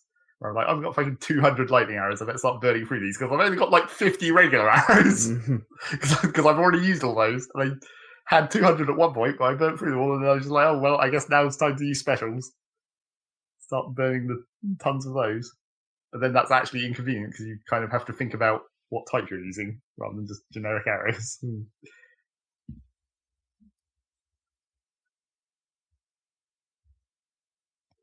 That's Zelda. A lot more Zelda. Cool. Well, not that much more Zelda. Guess it depends how many more attempts I have to have on these last bosses. And I guess what happens at the end of the DLC. There's some final fifth boss or something. There's something new. Yeah. They just make you fight Ganon again. In a different way. Have you got the bike? No, because that happens at the end. I'm not sure I want the bike. I mean, no. I guess I don't know how it works, but with the ancient horse armor, that just makes the horses functionally equivalently the same, right? Well, I guess you find out, but yeah. Yeah, presumably. Cool. Rob, it's your turn. Wow, is that all you got? Yep. All right. Oh boy, I've probably got a fairly large list of little games. I've not really been sinking my teeth into any. And as usual, as is traditional with Rob, he's been playing games that he shouldn't have been playing. Well, yeah, probably. So I should have talked about this. Let's do some catch up because I should have talked about this on last podcast, really. But I went and revisited Panzer Dragoon Orta after it turned up on back compat, and it gets a bit of an up-res when you're running it on an X-Bone now. Like even my first gen X-Bone gets it feels like it's doing a bit of a res bump. And Panzer Dragoon Orta is one of my it's very clearly one of my favorite games of all time, and it's that's not to say it's the best game of all time, but it is one of my favorites. It's right up there, and it's like so I've basically played through all of that again, like the main story and as many of the sub stuff as I have unlocked at the moment. I had a really good time of it. It's like it's surprising just how I'd forgotten how hard that game was. Yeah, it's been a very long time since I last played it, and so when I come back to it, it's just like, oh yeah, these boss fights are really quite tricky. It really does demand you to be on your game and switch to the right dragon type at the right time to deal with all those projectiles, and then actually the most efficient way to deal with some bosses is to switch to the heavy type and just unload on a specific spot, and then very quickly switch to the gun type when you need to, and maintain that balance constantly, and then that's the most efficient way to deal with bosses. And it's interesting, like having had to relearn all of that stuff and realize that the game basically doesn't take any crap from you. You've got to be on your game to get through some of the levels, even in normal mode. But now I've sort of started going through it again in hard mode, and it's like, all right, I think I've sort of got this down, and I found the first two levels considerably easier than I did playing it through the first time in normal. So it's I'm starting to get it, but it's that game is great, but it's not without flaws. Like it's got its especially towards the end, it feels like some of the level design gets a bit lazy. Like the reuse of the Dragon Mare boss fight is as basically an entire level. They just give you more dragon mares to fight, and it's like, that's not all that interesting. I know this pattern already. I can just do this pattern again, and I'll be fine. And it's like, so that was a bit tedious. And some of the strategies you need for the last boss, for instance, are frustrating until you remember what they are and the timing you need to do things, because it suddenly becomes like, oh, you need to be in this dragon form, and you need to fire your lasers to counter this thing at this precise time, otherwise you're going to die. You're going to lose the rhythm, and you're going to die like nearly 10 minutes into this boss fight, or however much time that took, because it was like phase 3 or something, or phase 2 or something, and it has this the purple laser of doom, I think they refer to it as. And it's just goes, and if you don't like counter it at the right time, it's just like, oh, okay, now I'm stuck in a hit loop and I'm going to die real fast. And it's like, yeah, so it has got some problems. Like, I wish it checkpointed better, and it is sometimes just that little bit too fast for its own good. Things just sort of happen, and you're like, okay, well, what was I supposed to do there? What was the correct technique? Which direction was I supposed to be looking? Because of the 360 view on it, and it's.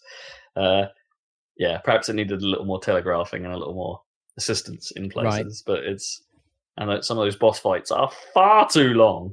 Yeah, it's quite a grind, isn't it? Yeah, but I love that game style. I love it. So I love the dragon designs. I love the weird synthy music that's like trying to go for some sort of traditional vibes, but then has a sort of phase or flange effect on it or something that's just like making it a little otherworldly, and it's like, oh, I love all that stuff. And it's making me sort of just I want more Panzer, man. Give me my Panzer. Yeah. But it's still great that it's on back compat. If you can get a copy, you should. It's real good. Bring on Jet Set Radio Future back compact. Come on.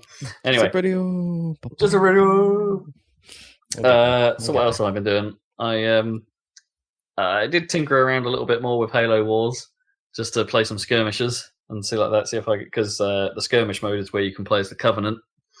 All right, yeah, and get a bit of a feel for them. And it's like it's sort of the same as playing as the the UNSC. Like the way the bases work is pretty much the same. Their technology tree is a little different, and how you upgrade that. On the UNSC side, you have to build reactors, and the number of reactors you have defines your technology level. Whereas if you're the Covenant, you have a single temple that you upgrade over time to unlock the next tech level, but those upgrades are expensive. So instead of building another reactor to tech up, you have to upgrade that one place. And the Covenant also get the idea of these hero units. So you're when you're playing as the UNSC, you pick a character, and those characters give you they call them commander abilities, I think. Where you're basically like saying, "Hey, I want to do an orbital strike here."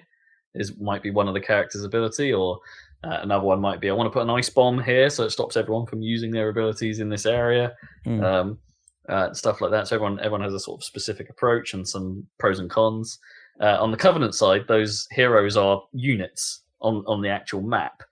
And you can either be the Arbiter, who has like 2 swords and can go rage and kill some stuff, or you've got the Brute Chieftain, who can do some weird gravity stuff with his hammer, or the Prophet of Regret, that can just summon the big laser from the sky and move that around. And they're all a bit different in the sense that whilst their ability doesn't have a time limit, you can activate it and keep it running. But while it's running, it's costing you resource. Like it's burning through your money, effectively while you've got that active. So like there's a bit of a judgment call as to whether you should fire that. And so the AI has a tendency of like bringing, like in the early game, getting a hero in play and bringing it over to your base as soon as it can, and unleashing its rage or unleashing its ability on it, while you're still probably, well, the UNSC characters and stuff are still probably building up. And it's so that the Covenant have a sort of Zerg rush strategy, I suppose. But that can be a bit slightly tougher to counter. But I end up winning most games. It's like like most strategy games, like most things, I haven't really played it with strategy in mind all the time. I haven't been faffed to try and say, oh, I'm going to need just my air units selected, or like maybe I need an infantry rush at this point in time. It's like my brain just hasn't adapted to all that. It's just like, hey, build big, get a tank, go.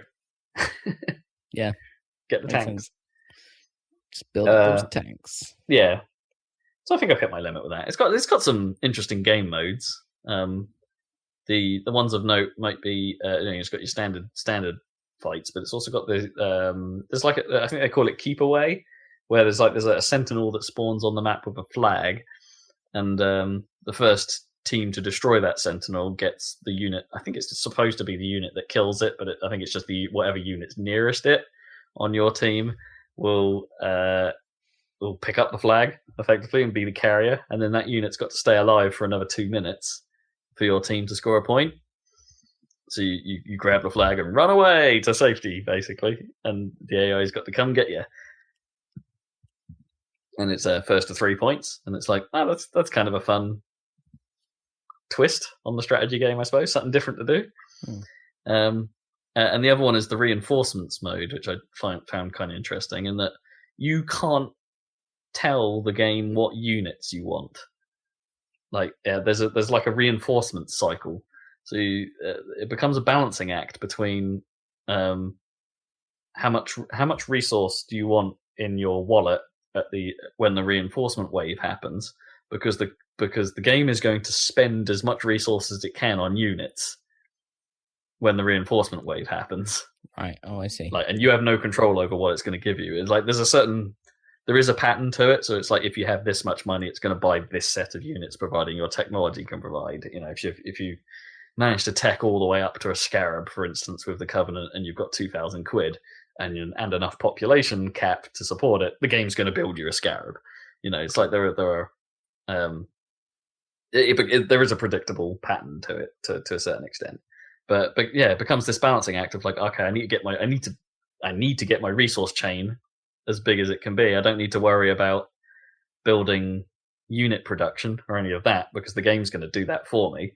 I just need to concentrate on resources and timing it in an interesting way to get the biggest army quickly. And the first few times I played that, I royally sucked at it and was just on the back foot for ages.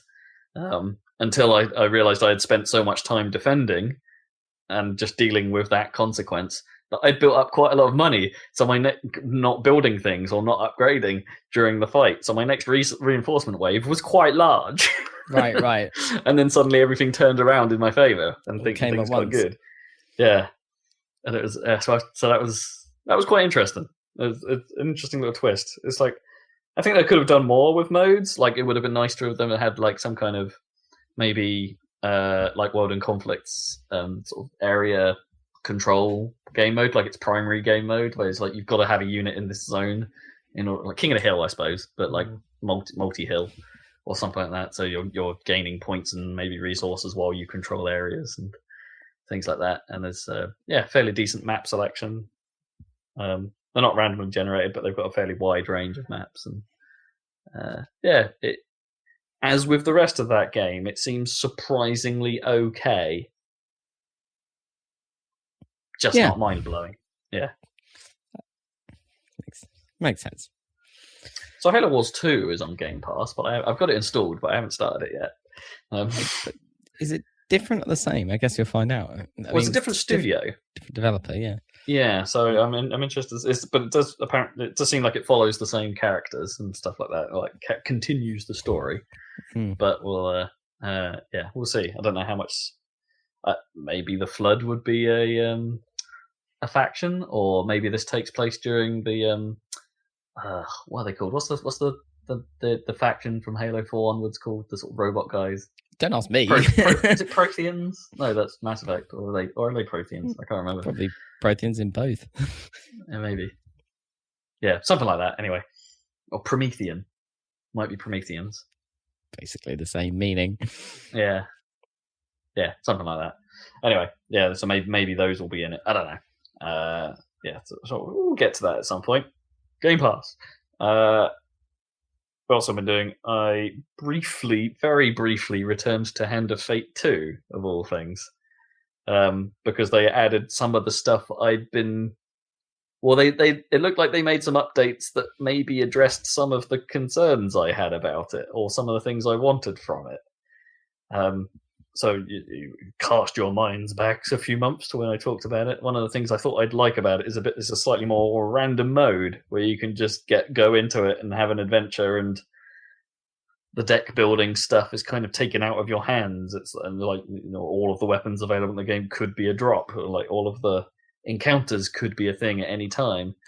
And they've sort of added that. They have an endless mode. But what it ends up being is a sort of hybrid between the challenge mode and the sort of random thing that I'm gunning for. It ends up being somewhere in the middle. So the game takes place in adventure phases. So you start with nothing, and you are still building up your item selection and your money and your fame and all that stuff is still what you'd expect. But you're sort of going on mini quests over the course of it. So you start, I'm going to go after this guy. And there'll be a set of maps to traverse until you reach that guy, and then you go do a thing, and you kill him or whatever, and it's like then you move on to the next mini adventure. So there's that. But in the middle of an adventure, you can also choose to do little side quests as well, to be like, at the end of this adventure, if you have this much food, then you'll get a benefit from it, or you'll get some kind of detriment if you fail. And it's like, okay, so I have a choice of in this phase, I'm feeling pretty confident. Let's take on more tasks and see if we can get through it, and I'll get more endless points as a reward, which is basically your score for the run. And it seems quite well made. Like it does, but it does fall down a little bit. And that when you're picking one of these adventure schemes, you do get a little bit of deck building. Like it will present you 6 cards and be like, "Hey, pick 2 of these. They'll be in this round." And then it'll give you another pair of 6, and it's like, pick 2 of these, and it does that a few times. So it's sort of random, but sort of directed at the same time. So you can avoid some of the cards, but then based on the adventure that you've picked, the dealer's going to chuck some stuff in as well to screw you over. But sort of based on the adventure you've chosen and things like that. So it's mostly there, but I can see they're trying to capture the sort of the spirit of what Hand of Fate 2 was going for, and its deck building at the same time. So it's kind of cool, but probably not exactly what I was after. I think I would have been happy with something a bit simpler. But it's early days. I've only done a couple. I'm a couple of adventures into a run, and there's like the achievements seem quite ridiculous.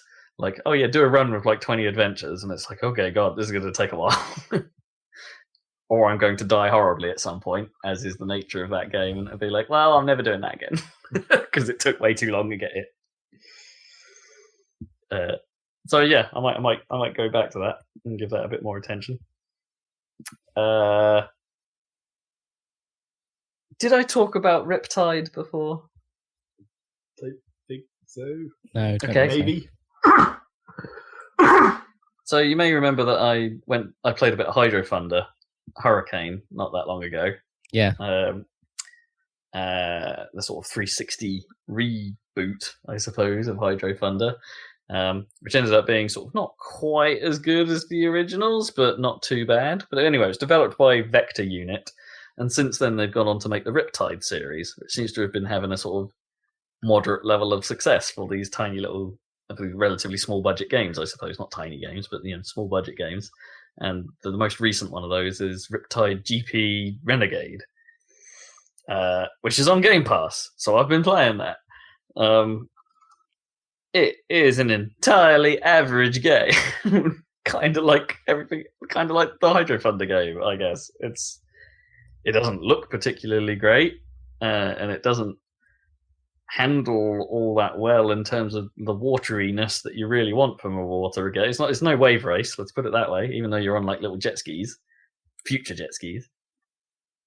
And it's got a sort of rudimentary trick system to gain boost and things like that, but it's just, there's not enough tracks. The track design is somewhat uninspired and considerably less interesting than Hydro Thunder's. Considerably less interesting. Some of them are just real duds.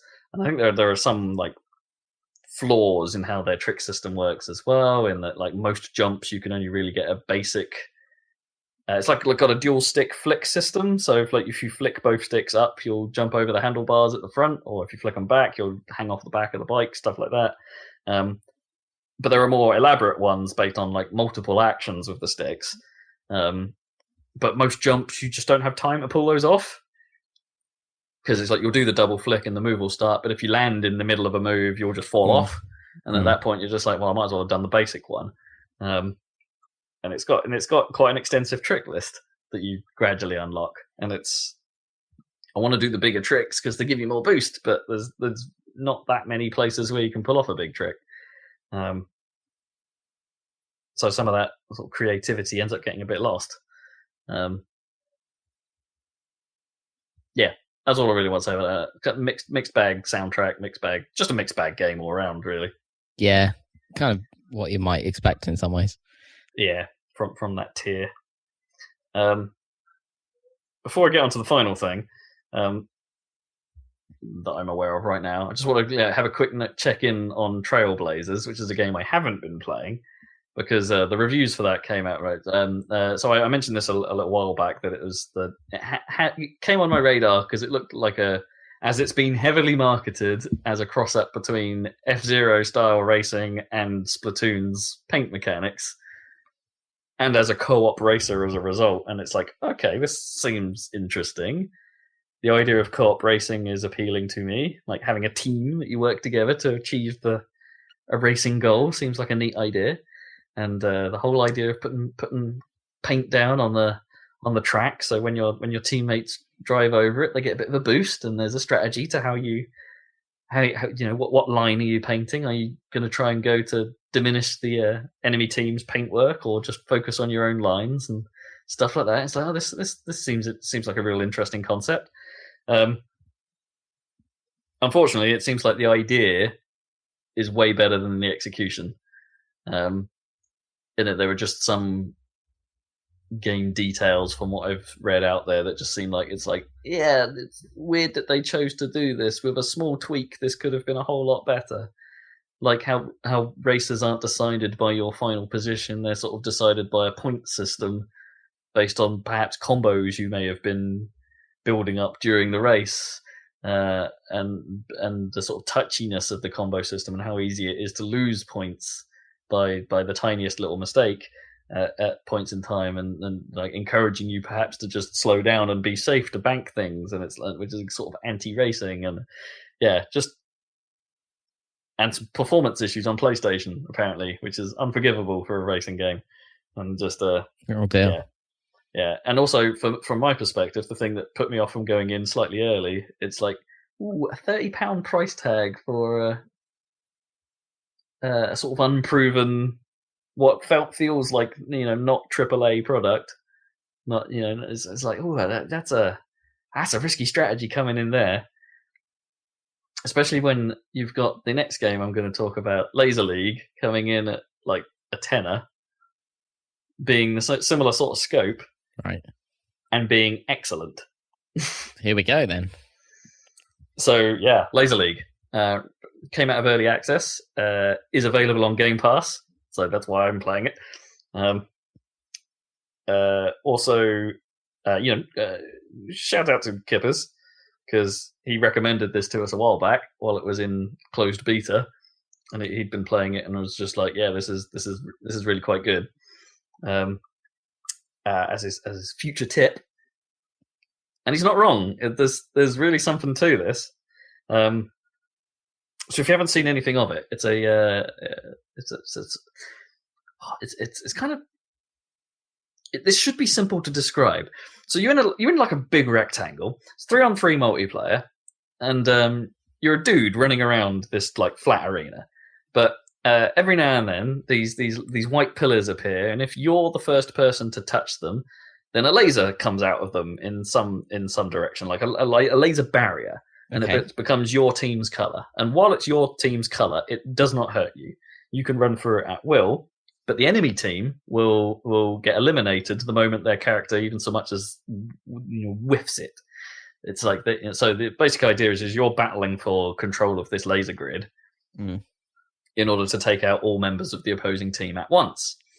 So where things get kind of interesting is this laser grid is evolving all the time. These nodes are powering down every now and then, so you're basically constantly going after these new nodes to gain laser control of the arena.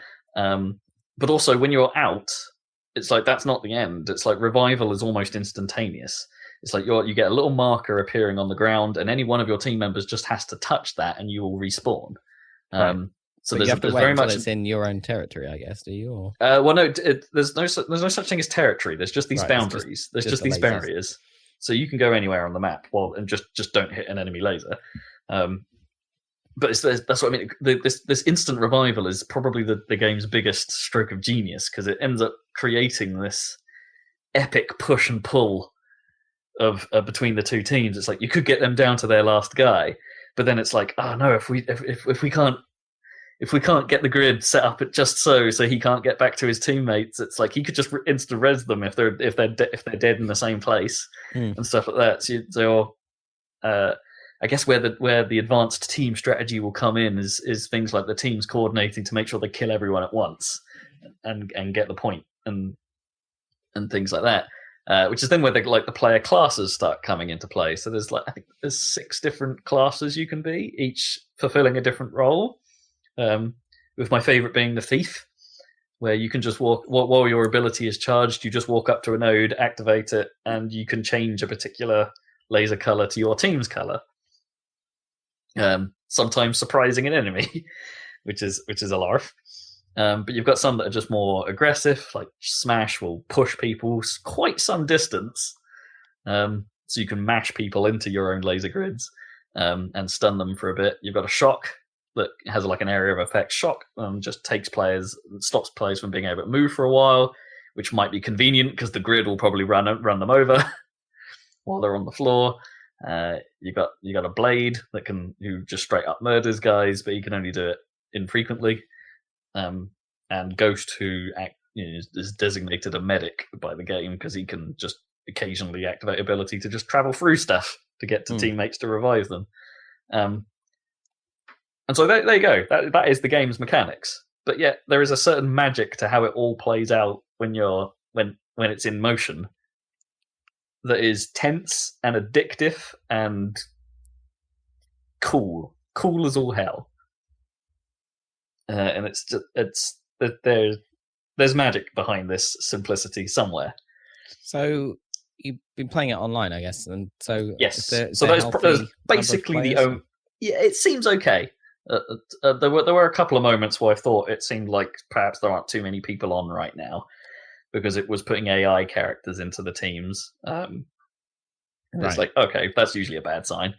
But there were a couple of matches where we just got matched with the same people a few times, which is also not a great sign. But then that happens on Rocket League just because of the timing of matchmaking. So. Well, it's the timing and your skill level.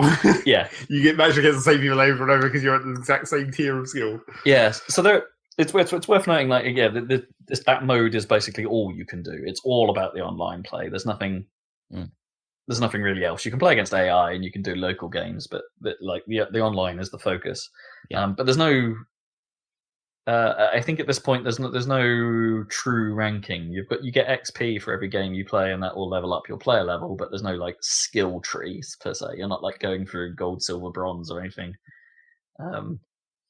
yet, which I think is probably a mistake. I hope that comes. I hope there is a proper ranked system at some point, because at the moment it feels like there are games where it's like you're playing against people that clearly have played this before, and sometimes you're playing against people that have no idea what they're doing, which obviously was me for a while.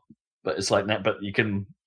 It's one of those games where you can very clearly see it's like, oh, this person doesn't know what their ability is. Oh, that's gonna suck.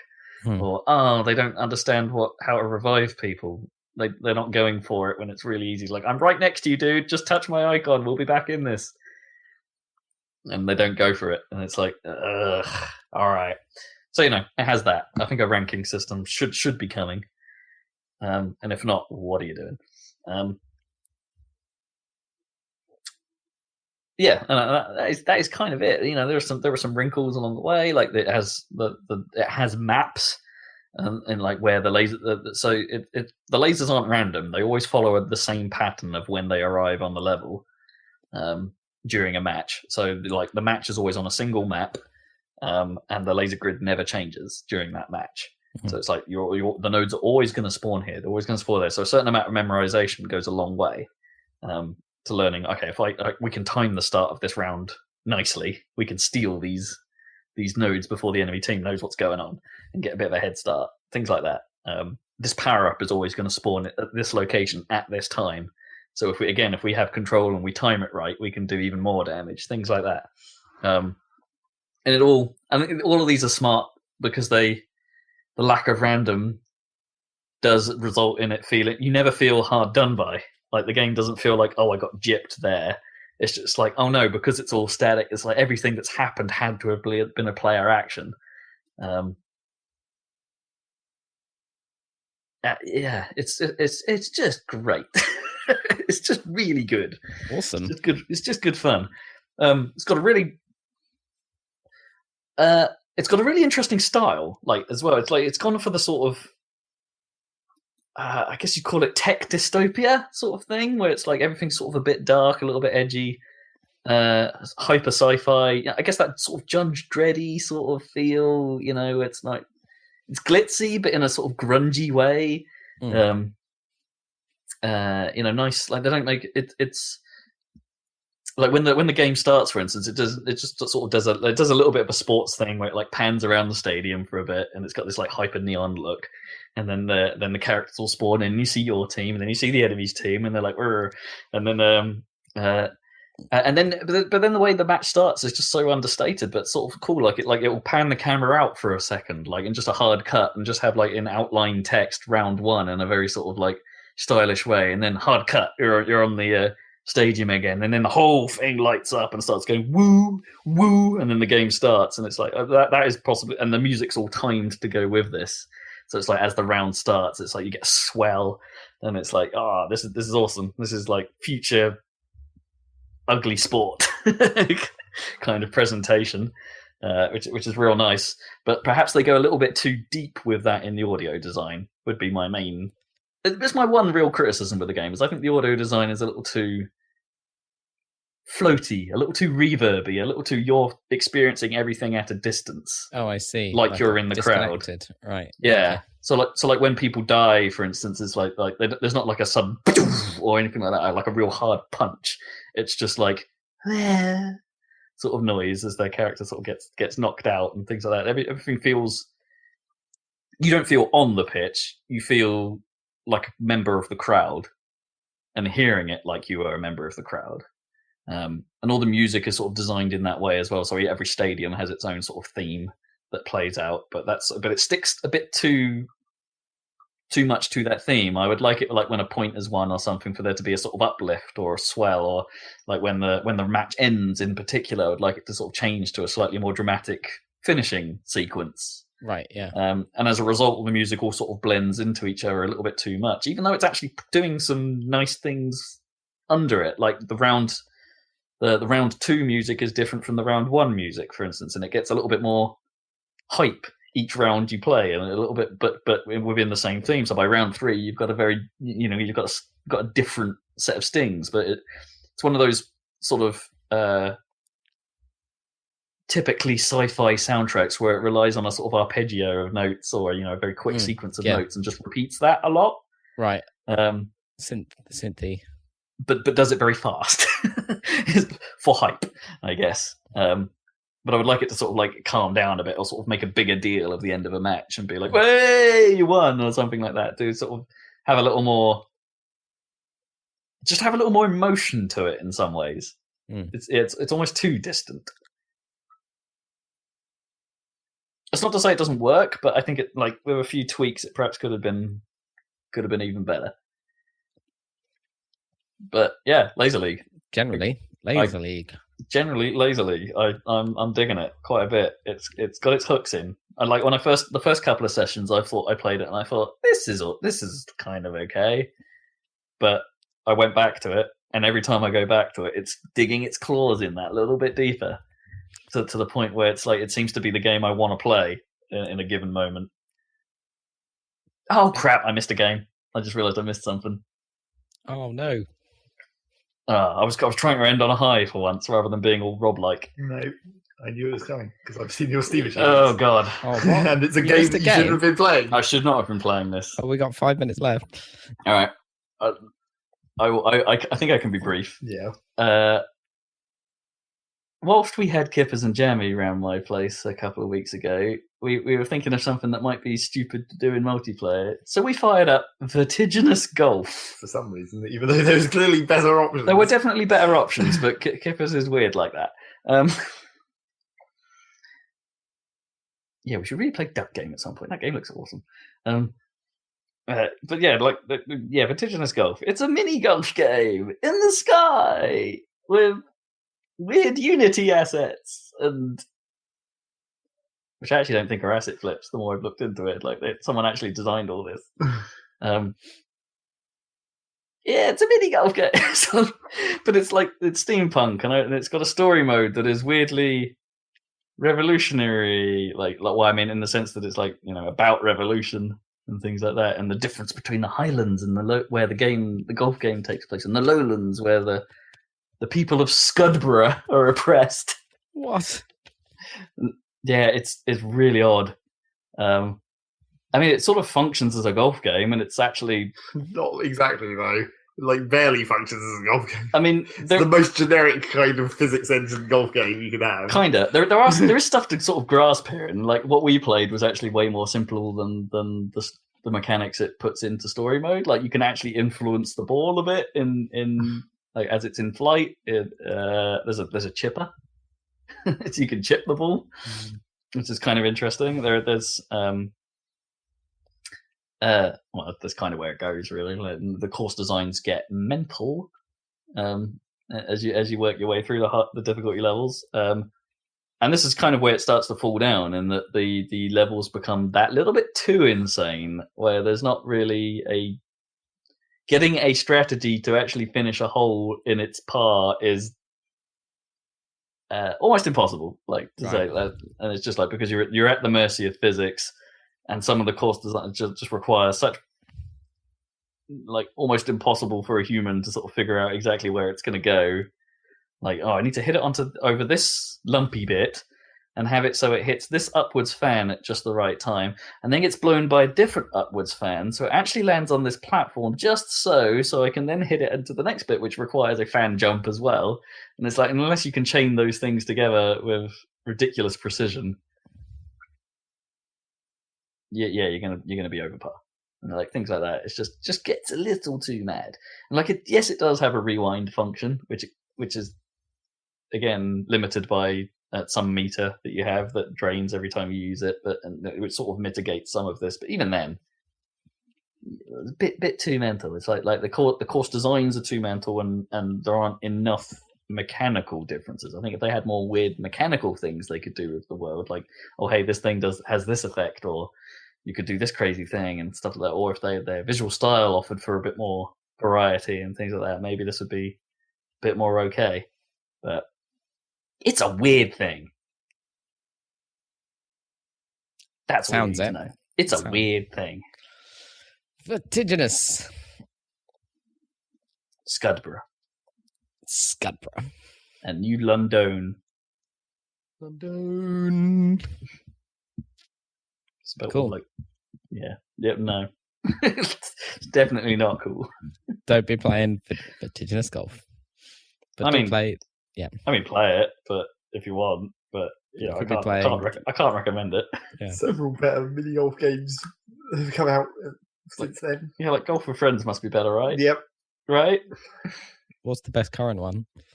Yeah, I don't know. Is it Golf with Friends? Is that top of the list? They're too much the same for me to distinguish between like Golf with Friends and Golf It and that other one. I'm sure I've seen another one really recently just come out as well.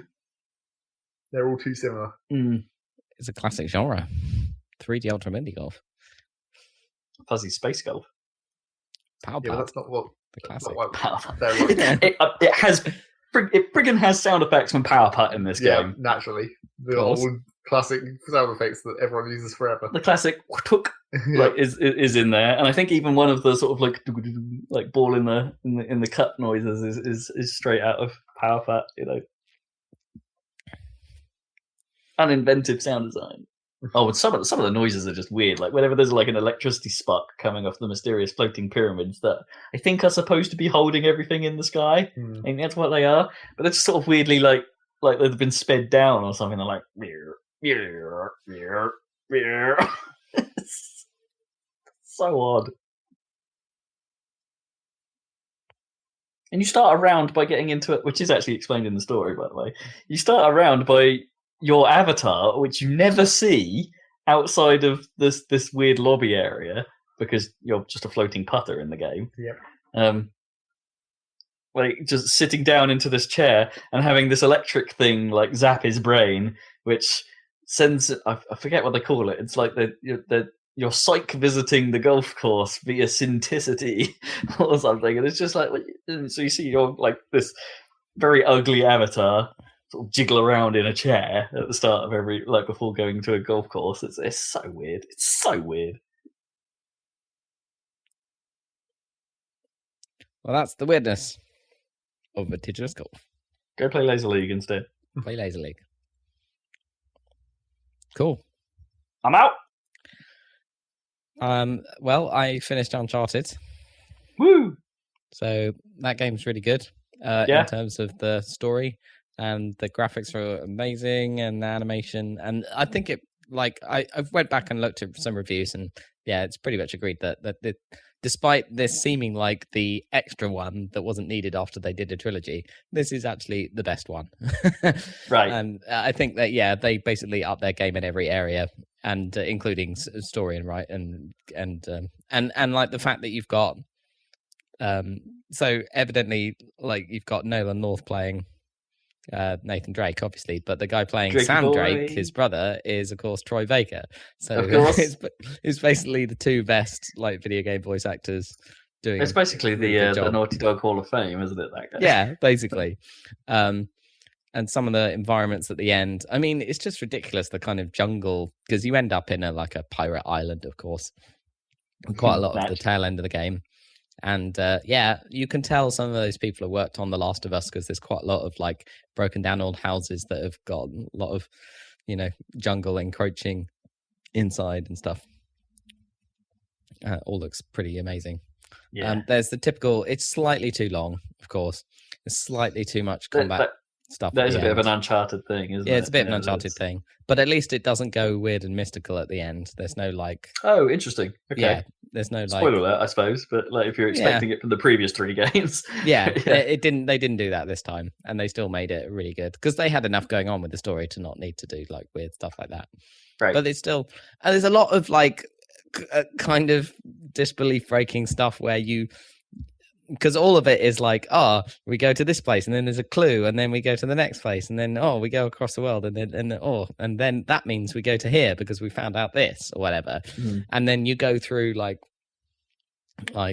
down into caves and all of this stuff and then into thick jungle and stuff. But usually when you find the actual thing that you were looking for, to make it look dramatic, there's a hole to let the sky in or whatever, and it's we could have just used a drone to get straight here. Yeah. Every single time it's wow, a lost city, or wow, or whatever, and it's if you had a helicopter you could have got straight here. Yeah, but I guess the trick is you never would have seen through that tiny little hole what was there. I suppose so. Yeah. I mean, it's so frequent, and it bugs me every time. I think it was the opening area of the last Tomb Raider game. They basically did that where you've worked through this massive dungeon to get to this thing. Yeah. And then Trinity just blow their way in through the ceiling. Yeah. And they're just hi guys, and for the love of. Yeah. So there's quite a lot of that still. But yeah. I think they did a really good job ending the series, and but still my same complaint that just the shooting just isn't quite good enough. In fact, I was thinking that it leaves quite a lot to be desired, and I was thinking that actually this might be a game that you might be actually better on easy mode because I think it has lock-on aiming or something, and that might mitigate the problems. Oh right, so you reckon the difficulty actually turns off some of the assists? I think it does. Yeah. Yeah, so I Interesting. just went with moderate or whatever, normal difficulty, and it has an annoying habit of occasionally, like at a climactic moment when you're in an action sequence, introducing some kind of QuickTime mechanic that you weren't expecting or didn't prep you for. Like it did that at the end, and it's like, oh, that's annoying. This is supposed to be this dramatic moment and this story that I'm investing in, and yet I'm failing repeatedly because I've never done this dumb gameplay before. Yeah. That was the worst. The thing, my worst example of that ever is still the ending of Battlefield 3. Right. Where you have to fight that guy in the street and it suddenly turns into QuickTime events.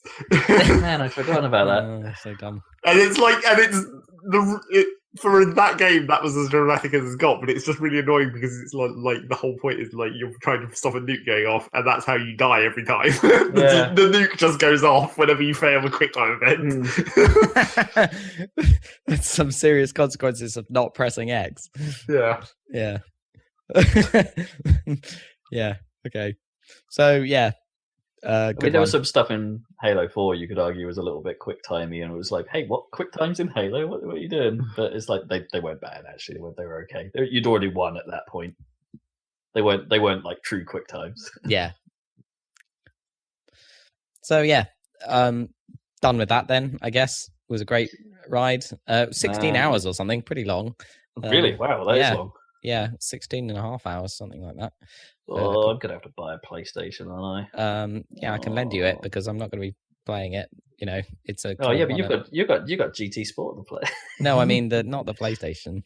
Oh, the game. Right, yeah, you can have Uncharted. Yeah, and I've got game lending.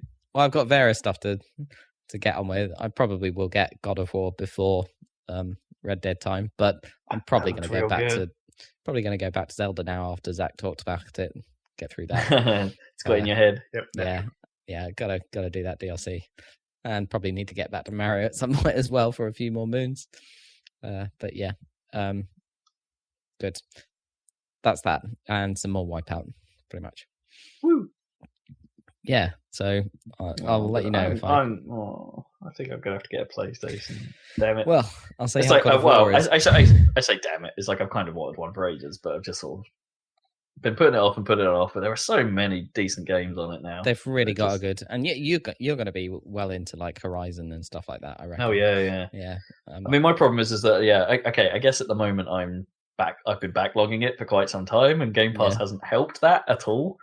But because my backlog is enormous now, like just ridiculous the number of games that I've even given or have got out of bundles or stuff like that I do want to all touch, but it's like the problem is that I don't feel like I've sunk my teeth into something good for a while. Do you know what I mean? Something that's really because you keep choosing to play bad things. Yeah, it's because I've started playing them, and it's like I want like you can't just have one Chivo on the list. It's like got to get that cheap. I don't know why I do that. It's just that like little Steam percentage thing of like, hey, your overall Chivo percentage is like I really want that to be 50%, and it's 48 right now. And it's God's sake, that's dumb. I know but it does make me play these things, and I like to think it's giving me a wealth of experience across the wider gaming landscape. So you can experience it in like 5 minutes and get one achievement and then be done. Yeah, like probably. With Vertiginous Golf. Yeah, probably. Although I still haven't done that. What was it? The hardest? I haven't seen the hardest stuff in Vertiginous yet. But I want to see how dumb it is. Cool. No, it's a sickness. Play good games. Play Laser League. I mean, play good games. Pretty much another version of it has been happening with Game Pass, where you're just playing everything on there just because it's free, and just because you've got unlimited time to do it. I do have a limited time, and that does the limited time thing does put a pressure on it. And it's like, in fairness, I would like good things have come out of it, right? Yeah. It's like, I covered Sea of Thieves, which was what I was excited for, and then that didn't pan out. But man, Laser League being on Game Pass, what an excellent thing! It's like. In fairness, right now it's like I think it's only like £6 on Steam, so I'm sort of tempted to pick it up and start playing it there because maybe I can get you into it. Maybe we can get the Dream Team together and play that instead of Rocket League every now and then. No enthusiasm for some Laser League. I want you playing Rocket League. But I want you playing this other game that's kind of like Rocket League that has League in the title. But it's really good. You might like it. What if it was Over League? What if we had that? Just combine them all together. Yeah. Overlays, I think. Over Laser League rockets. Right, I think that's going to do it for the Saladcast. Alrighty. We got another one, and then the E3 one. Yeah. So yeah, Assuming we can get it organised in that fashion. Get hype. we shall see. Any more videos going on our YouTube channel? Yeah. Next week will be Probably. Sonic Colors Part 3. Oh yes, carrying on with that surprisingly okay Sonic game. Yeah. We period. Quite okay. There was moments where it got a bit worse. Yeah. Yeah. The next two zones aren't the reasons I remember that game for sure. Well, that's why you didn't remember them. Yeah. You didn't remember that they were annoying. So if you want to remember how that game that you remember as being quite good wasn't as good as you thought, then check out our YouTube channel. And In the pantheon of Sonic games, it's still all right. Yep. You know, it's still up there. in the 3D Sonic games, it's up there. Yeah. Let's put it that way. Yeah. Yeah. Cool. And we'll be back in 2 weeks with another Saladcast. Bye.